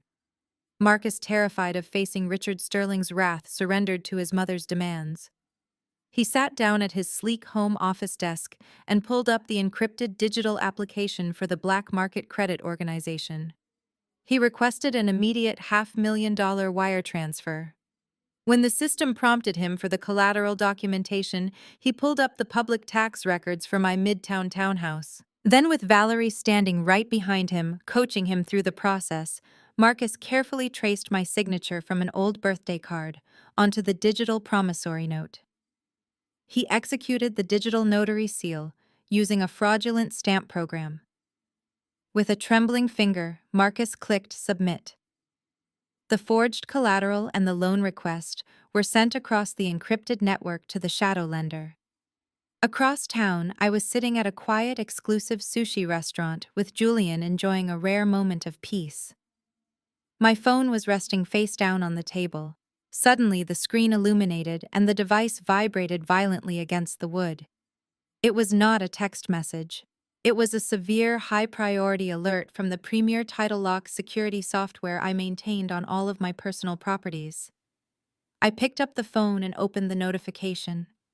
The security system had just detected a massive unauthorized lien being recorded against the deed of my Midtown townhouse. A $500,000 deed of trust had been filed by an unregistered high-risk private lending entity. I tapped the screen, accessing the attached digital paperwork that the lender had automatically filed with the county clerk to secure their position. Right there at the bottom of the last page was my name. It was a clumsy, heavily forced imitation of my signature, entirely digital and absolutely fraudulent. Julian saw the look on my face and put his chopsticks down. "What is it?" he asked, his voice low. I handed him the phone. I felt a chilling, absolute calm wash over me. I had expected them to panic. I had expected them to try and negotiate. I had never anticipated that they would be foolish enough to commit a second, far more severe federal crime in the span of 3 days. By digitally transmitting a forged signature across state lines to secure a fraudulent loan, Marcus had just committed federal wire fraud and aggravated identity theft. The crime was officially complete. There was no gray area left. There was no familial misunderstanding that a clever defense attorney could spin to a judge. Marcus had just handed me the undeniable documented proof of a federal felony carrying a mandatory minimum prison sentence. He thought he had just bought himself a ticket to the rehearsal dinner. In reality, he had just signed his own arrest warrant. Julian stared at the illuminated screen of my phone, his sushi completely forgotten. He read the digital notification twice, his eyes scanning the crude imitation of my signature on the shadow lender's promissory note. When he finally looked up at me, the usual warmth in his eyes had been replaced by a cold, sharpened focus. He knew exactly what this meant. "This is not a family dispute anymore, Maya," Julian said, his voice dropping to a serious, hushed tone. "This is aggravated identity theft and wire fraud.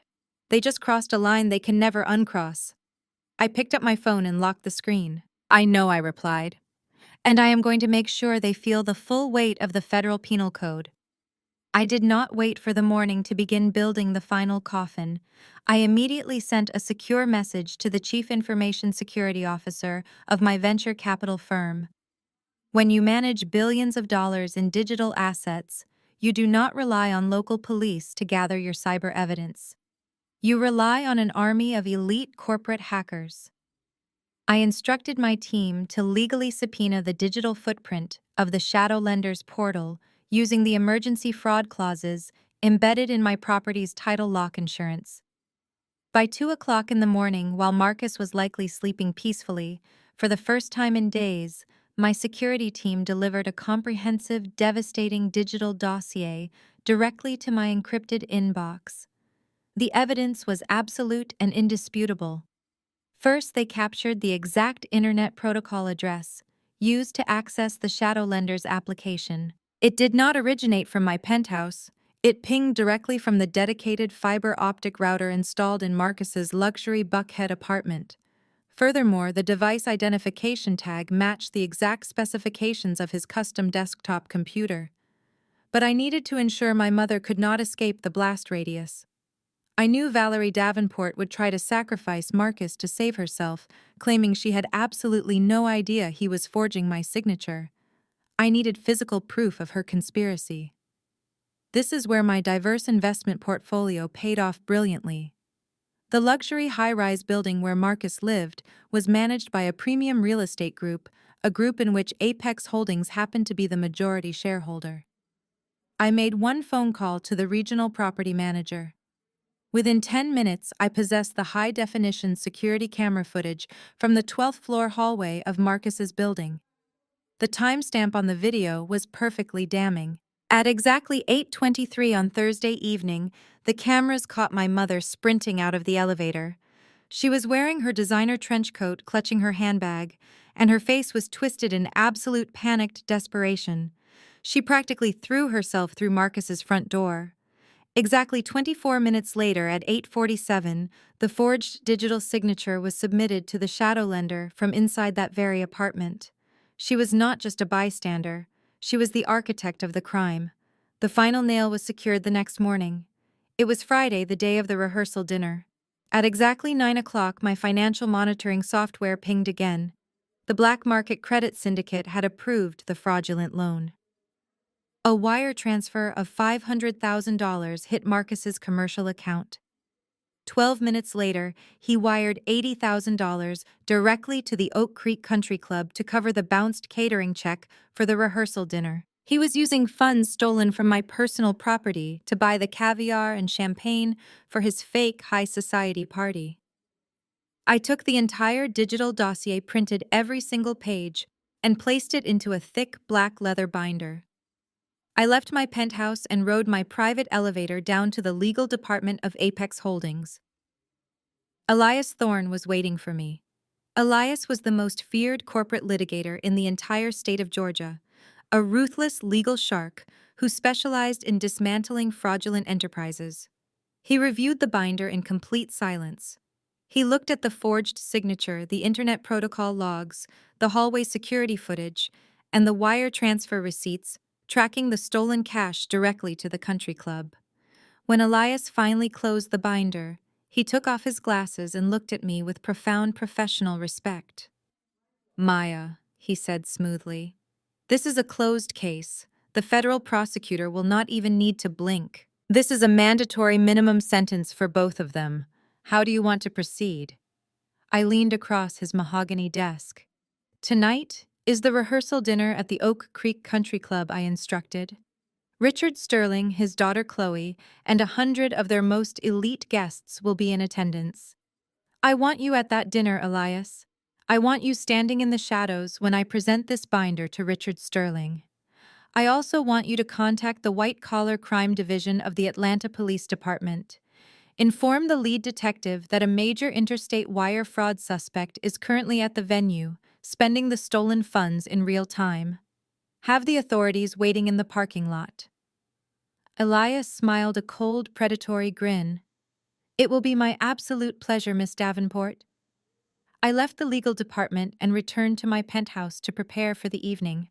I walked into my massive walk-in closet and completely bypassed the rows of elegant designer evening gowns. I reached into the back and pulled out the opaque garment bag from the bridal boutique. I unzipped it, revealing the violently bright chartreuse green bridesmaid dress. I took a long hot shower, mentally washing away the last 3 decades of emotional abuse, belittlement, and forced submission. When I stepped out, I began the process of putting on my armor. I applied my makeup flawlessly, choosing a sharp, dark aesthetic that contrasted perfectly against the hideous neon fabric of the dress. I slipped the cheap plastic sequined bodice over my shoulders and zipped it up. I looked at myself in the floor-to-ceiling mirror. Chloe and my mother had chosen this dress to make me look like a desperate, tasteless clown. They wanted me to be the visual punchline of their elegant evening. But standing there in the reflection, I did not look like a joke. With my posture perfectly straight, my expression completely devoid of mercy, and the heavy black binder of federal evidence resting on the counter beside me, I looked like an executioner. Julian walked into the bedroom, wearing a perfectly tailored dark suit. He stopped in his tracks, taking in the sight of the neon green dress. He did not laugh. He simply picked up the black leather binder, handed it to me, and offered his arm. "Are you ready to burn their house down?" Julian asked softly. I took his arm, my grip firm and resolute. "It is already in ashes," I replied. "We are just going to show them the smoke." We walked out of the penthouse and stepped into the waiting town car. The drive to the Oak Creek Country Club was silent. The trap was fully loaded, the blade was sharpened, and the rehearsal dinner was about to become a crime scene. I had worn the hideous green bridesmaid dress out of my penthouse entirely to satisfy my own dark sense of irony. It was a physical representation of their profound disrespect, a cheap costume they wanted me to wear for their amusement. But as our town car glided smoothly through the towering iron gates of the Oak Creek Country Club, I reached behind my back and unzipped the plastic sequined bodice. I let the neon green fabric fall onto the floorboards of the car, like the discarded trash it was. I reached for the second heavily protected garment bag Julian had carefully laid across the opposite leather seat. I was never going to give my mother and Chloe the satisfaction of making me their visual punchline. I slipped into a breathtaking custom-tailored evening gown woven from midnight blue silk. It was a flawless masterpiece of quiet luxury, featuring an elegant plunging neckline and a dramatic sweeping open back. The fabric draped perfectly across my frame, completely devoid of flashy designer logos but screaming of undeniable immense wealth. I paired the gown with a simple, brilliant cut diamond necklace that rested delicately against my collarbone. When Julian and I stepped out of the town car and handed the keys to the valet under the grand portico, I did not look like a bitter, discarded sister arriving to ruin a party. I looked like the owner of the entire country club. We walked through the heavy mahogany doors and entered the private banquet hall. The room was a lavish display of excessive spending, decorated with towering ice sculptures, imported white orchids, and crystal chandeliers that cast a warm golden glow over the 100 elite guests. Chloe was standing near the center of the room, holding court with her bridesmaids. She was wearing a white, heavily sequined cocktail dress that looked incredibly busy and utterly desperate for attention. The moment she saw me walk through the doors, her confident laughter died in her throat. Her perfectly contoured face contorted with absolute unadulterated fury. She had expected me to walk in looking like a radioactive clown. Instead, I had arrived looking like absolute royalty, completely and effortlessly outshining her at her own event. My mother, standing just a few feet away, actually dropped her champagne flute. The crystal shattered on the hardwood floor, but she did not even notice. She stared at my midnight blue gown, her jaw physically dropping as she realized her petty attempt to humiliate me had spectacularly backfired. I did not give them a single moment to confront me. Julian and I glided past them without a word, taking our assigned seats at a table near the back of the room. I glanced toward the dimly lit corner of the banquet hall. Sitting alone at a small, unassuming table was Elias Thorne, my ruthless corporate litigator. I had secured his invitation under a false corporate alias. He was casually sipping a glass of sparkling water, his dark suit blending into the shadows, the heavy black binder of federal evidence resting on the chair right next to him. Everything was perfectly in place. Despite the initial shock of my arrival, the dinner proceeded. The catering staff brought out courses of seared scallops and filet mignon. The string quartet played soft classical music, but the tension radiating from the head table was thick enough to cut with a knife. Marcus was sweating profusely. He kept dabbing his forehead with a white linen napkin, his eyes darting nervously around the room. He was a man standing on the trapdoor of a gallows waiting for the lever to be pulled. He knew his vendor checks had bounced. He knew the union had padlocked his construction site. He was just desperately praying he could get through the night and officially marry Chloe before the Sterling family realized his entire empire was a burning illusion. As the dessert plates were cleared, the room began to quiet down.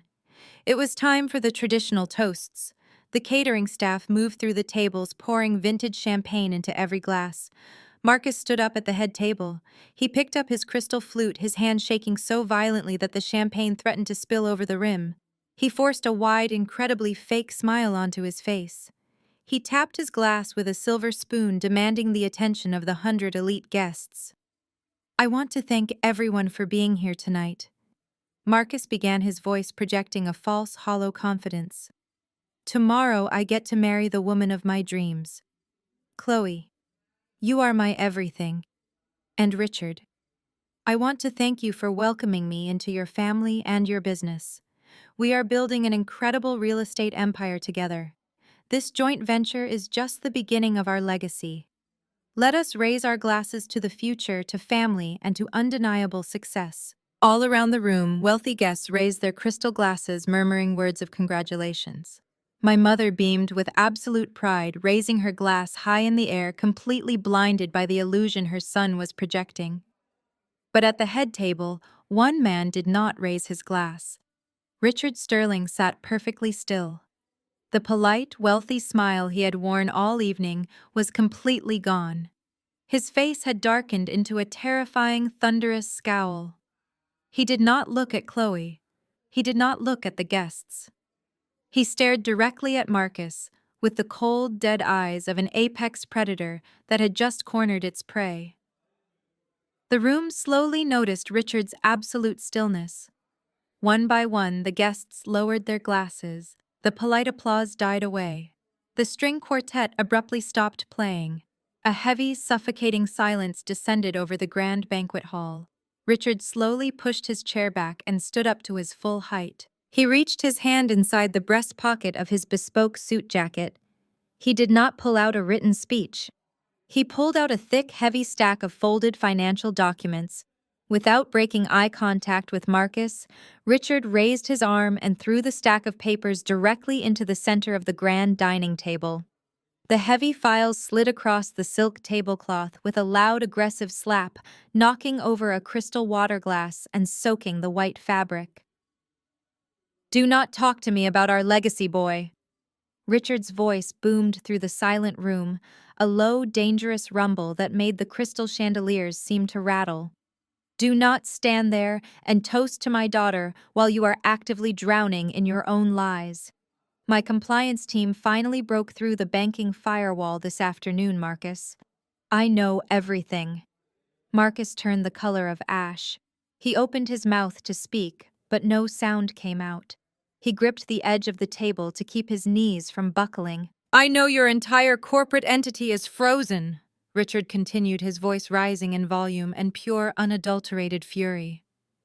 I know the union padlocked your downtown construction site this morning because every single check you wrote to your vendors bounced. You sat in my office and swore to me that Apex Holdings was your private partner. But these documents show your massive commercial loan has been flagged for severe compliance violations and federal risk factors. Chloe gasped loudly, stepping away from Marcus as if he were suddenly radioactive. My mother jumped out of her seat, her eyes wide with terror. You brought stolen restricted capital into my legitimate corporate accounts, Richard roared, pointing a trembling finger at Marcus's chest. You infected my family's business with a fraudulent loan. Where is the money, Marcus? What did you do to trigger a federal freeze from Apex Holdings? Answer me right now, or I will have you thrown out of this country club by your neck. The calm before the storm was officially over. The hurricane had made landfall, and the destruction of Marcus Davenport was happening live in front of the entire Atlanta elite. Marcus stared at the soaked financial files resting on the silk tablecloth.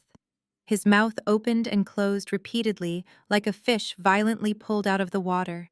He looked at Richard, then at Chloe, and finally down at his own trembling hands. The grand banquet hall was so quiet you could hear the faint, steady dripping of the melting ice sculptures onto the buffet tables. Every single wealthy guest, every corporate investor, and every member of the Sterling family was waiting for his explanation. "Richard, please." Marcus stammered, his voice cracking under the immense pressure of the billionaire's glare. You have to listen to me. This is not what it looks like. I did not infect our joint venture. I did not do anything illegal. It is Apex Holdings. They are playing dirty. Richard did not move a single muscle. He just stared at Marcus, his face an immovable mask of pure disgust. Explain yourself, Richard demanded softly. And it had better be the most brilliant explanation I have ever heard in my entire life.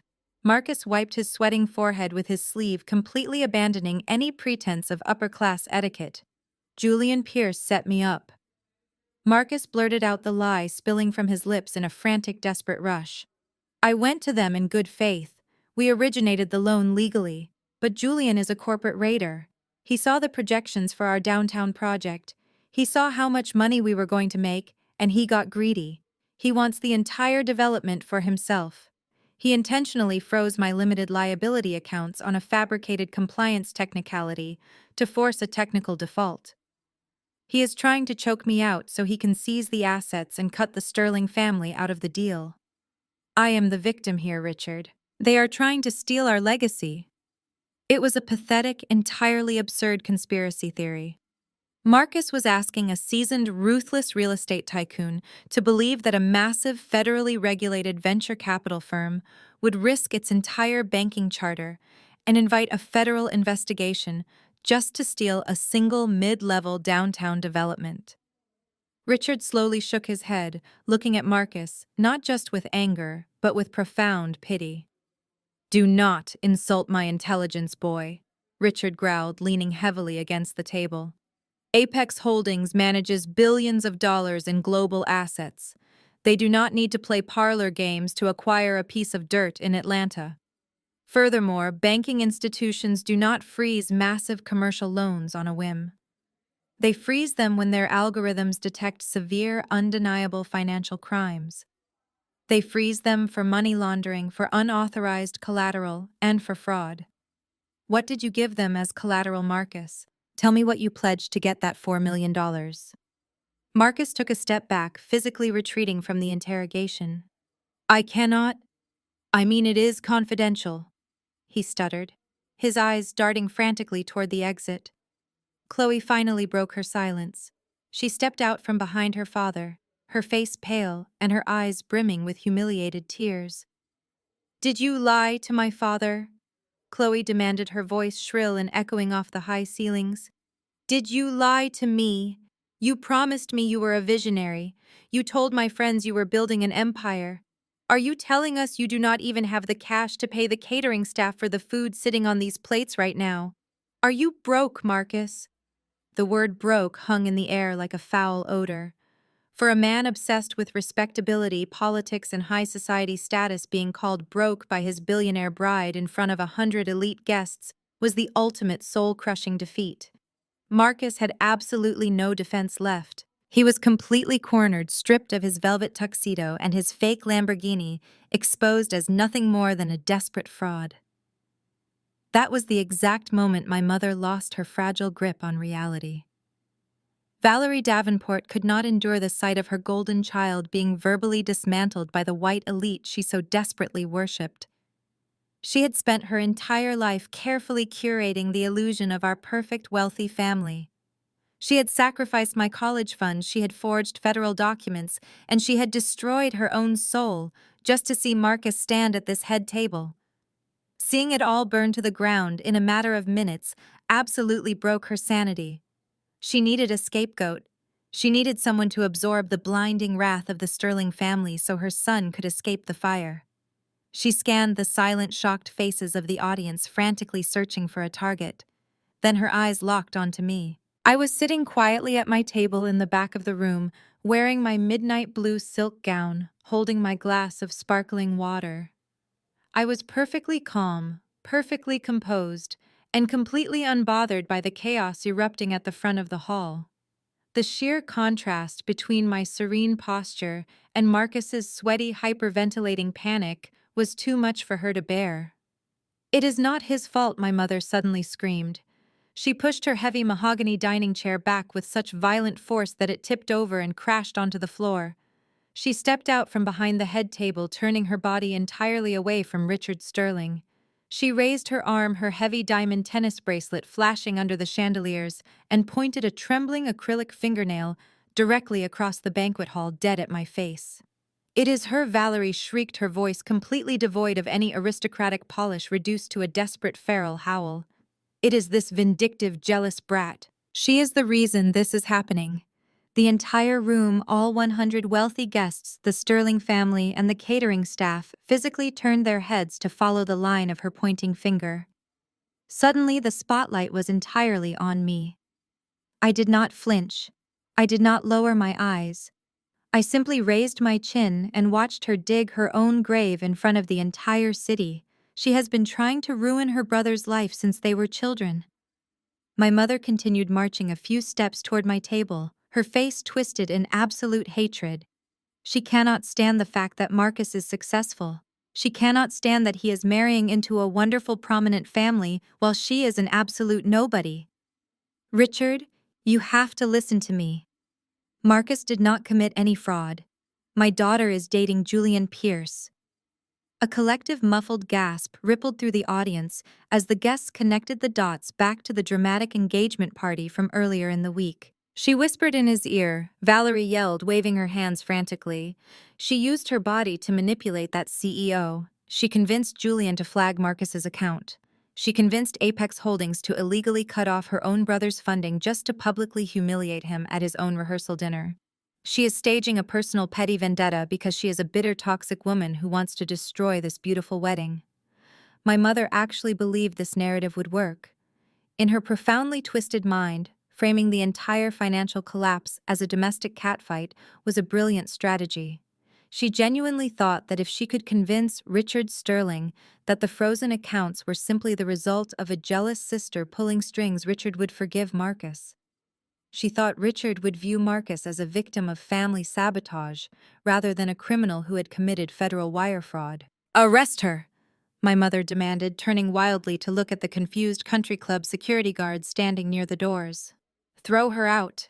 She is the one trying to steal from the Sterling family. She is the fraud."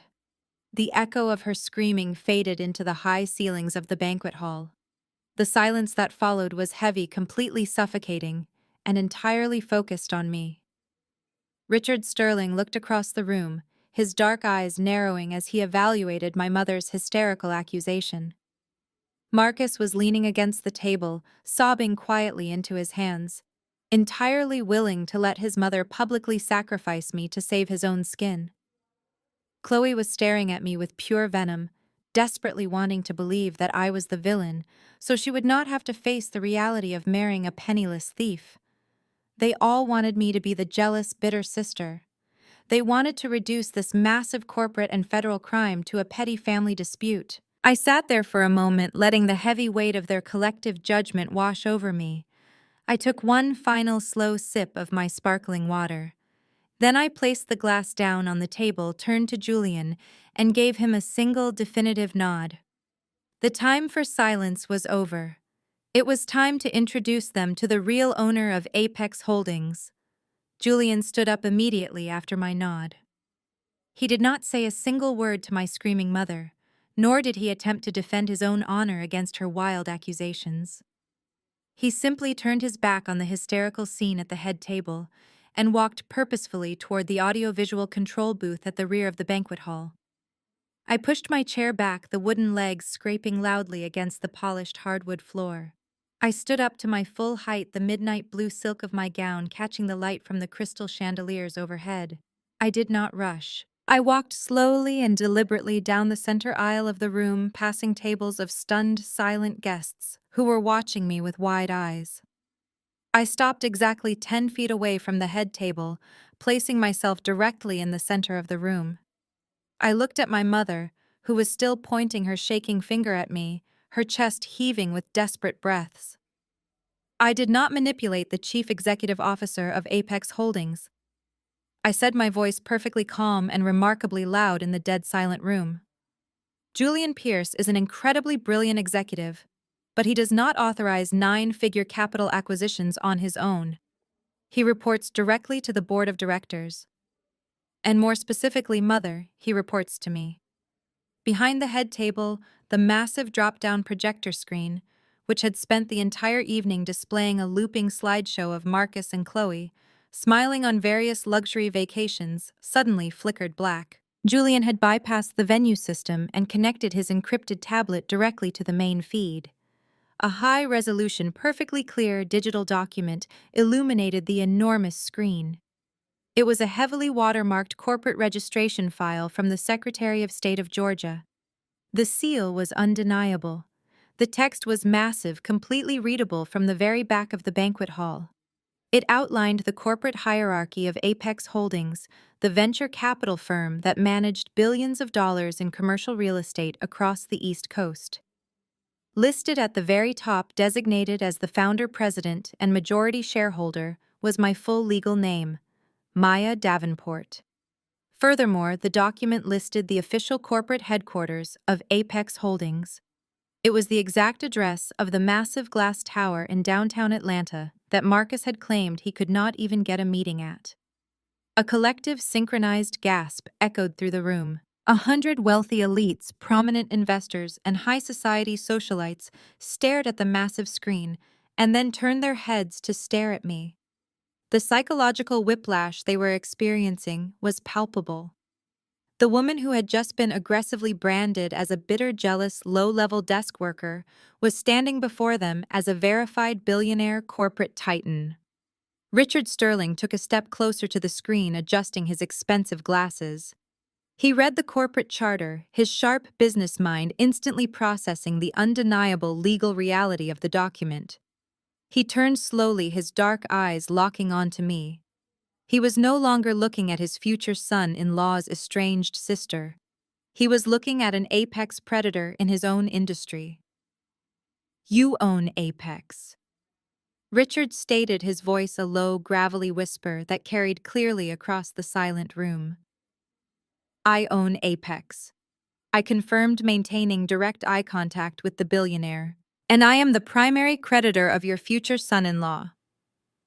Marcus told you earlier this week that Apex Holdings had quietly backed him. He lied to you about his relationship with me, but he actually stumbled into a half-truth regarding the debt. He did not secure that $4 million commercial loan from a traditional banking institution. He secured it from a subsidiary shell company completely owned and operated by my firm.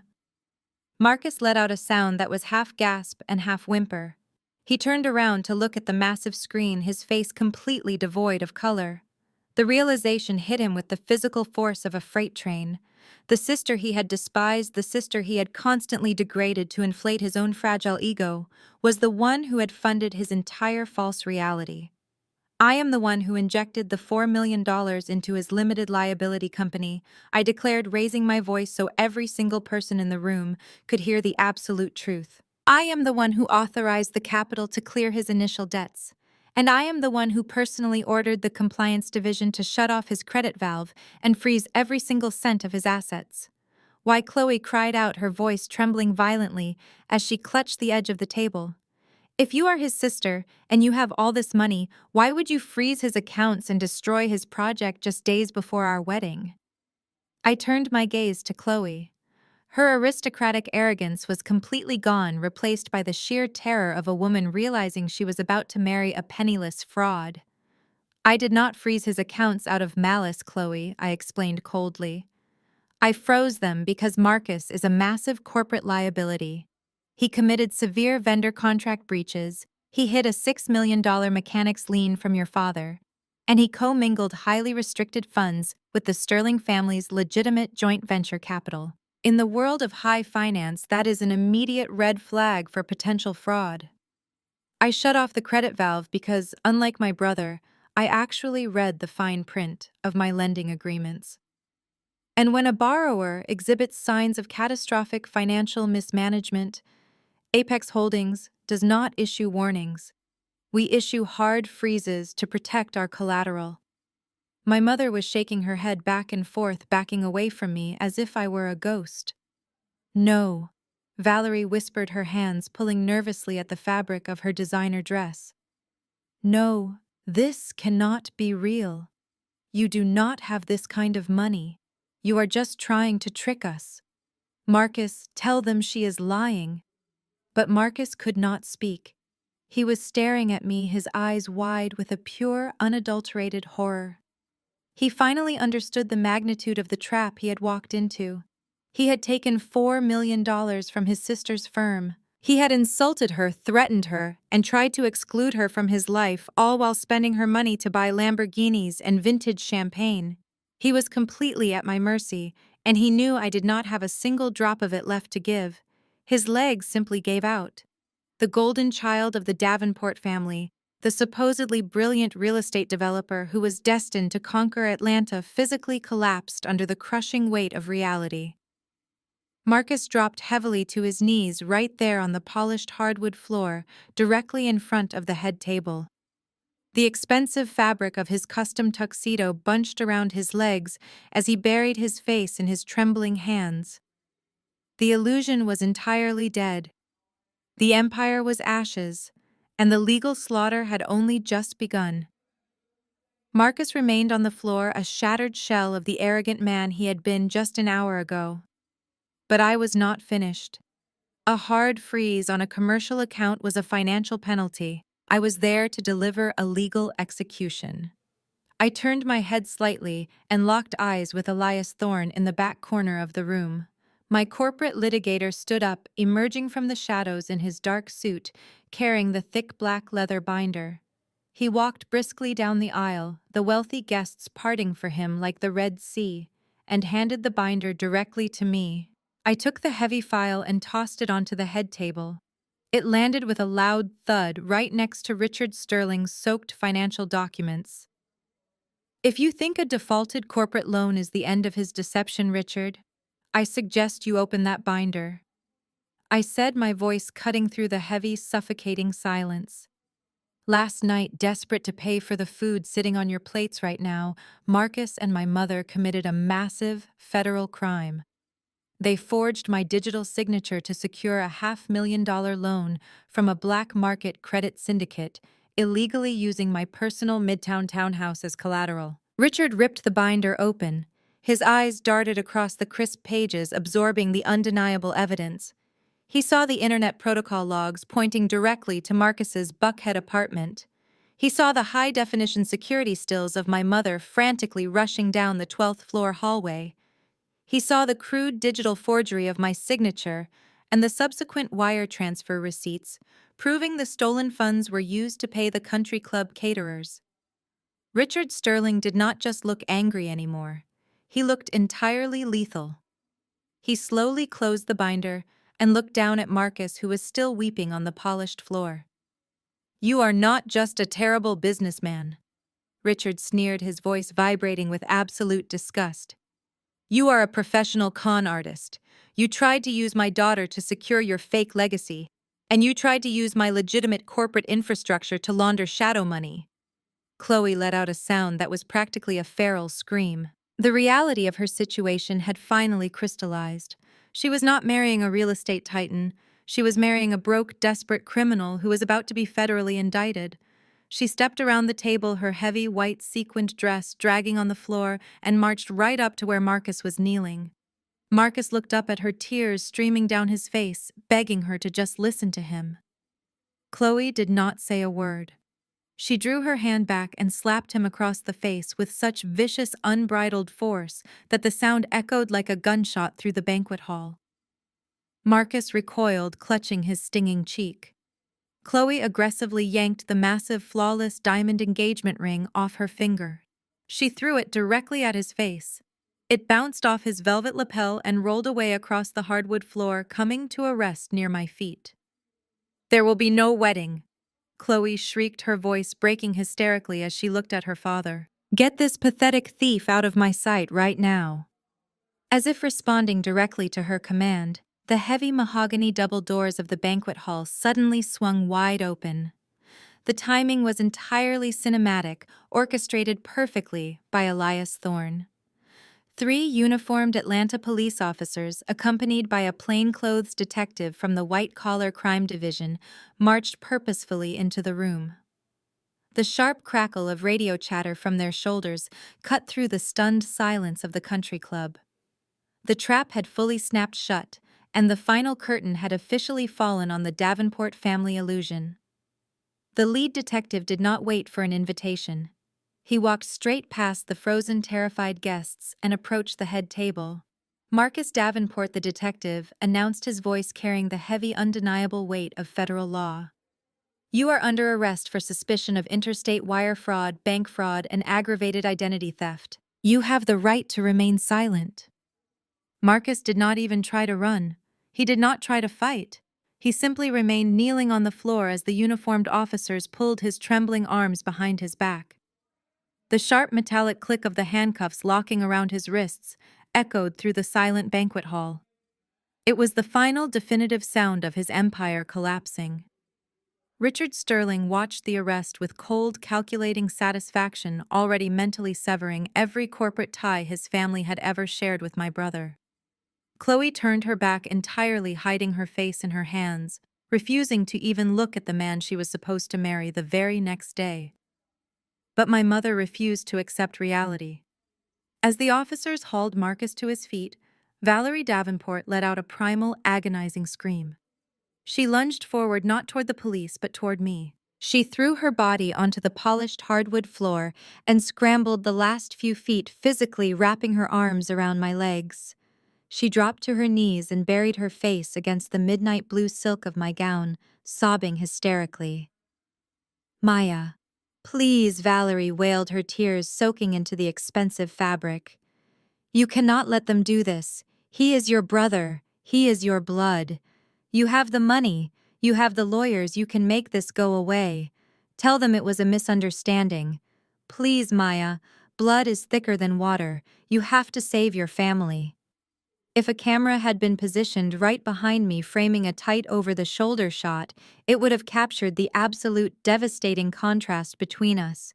It would have shown a powerful, completely unbothered woman looking down at a broken, morally bankrupt matriarch groveling on the floor of a country club. I did not bend down to comfort her. I did not try to pull her off my legs. I simply looked down at the woman who had spent 32 years actively trying to destroy my self-worth to elevate her golden child. I kept my voice ice cold and perfectly steady. "You used our blood to steal $4 million from me, Mother," I said, making sure every single syllable pierced through her hysterical sobbing. "And then you forged my name to steal even more. You did not care about family when you were spending my money to buy luxury cars and vintage champagne. You made your choices. Now it is time to pay." I smoothly stepped back, forcing her to release her desperate grip on my legs. Julian placed a firm, protective hand on the small of my back. Without another word, I turned around. We walked back down the center aisle of the banquet hall, passing the stunned elite society of Atlanta. As Julian and I pushed through the heavy mahogany doors and stepped out into the cool night air, the red and blue lights of the police cruisers were already flashing wildly against the white columns of the portico. Over the sound of the crackling police radios and the idling engines, I could hear my mother screaming my name in absolute uncontrollable despair from inside the venue. I did not stop. I did not look back.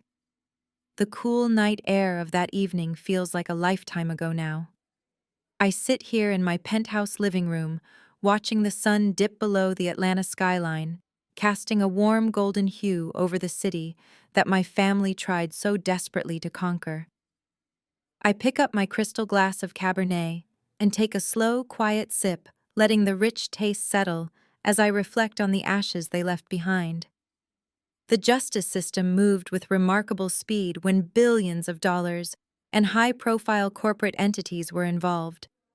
Marcus did not stand a chance. The federal prosecutors looked at the digital trail, the forged signatures, and the undeniable intent to defraud a federal bank. They did not even offer him a generous plea deal.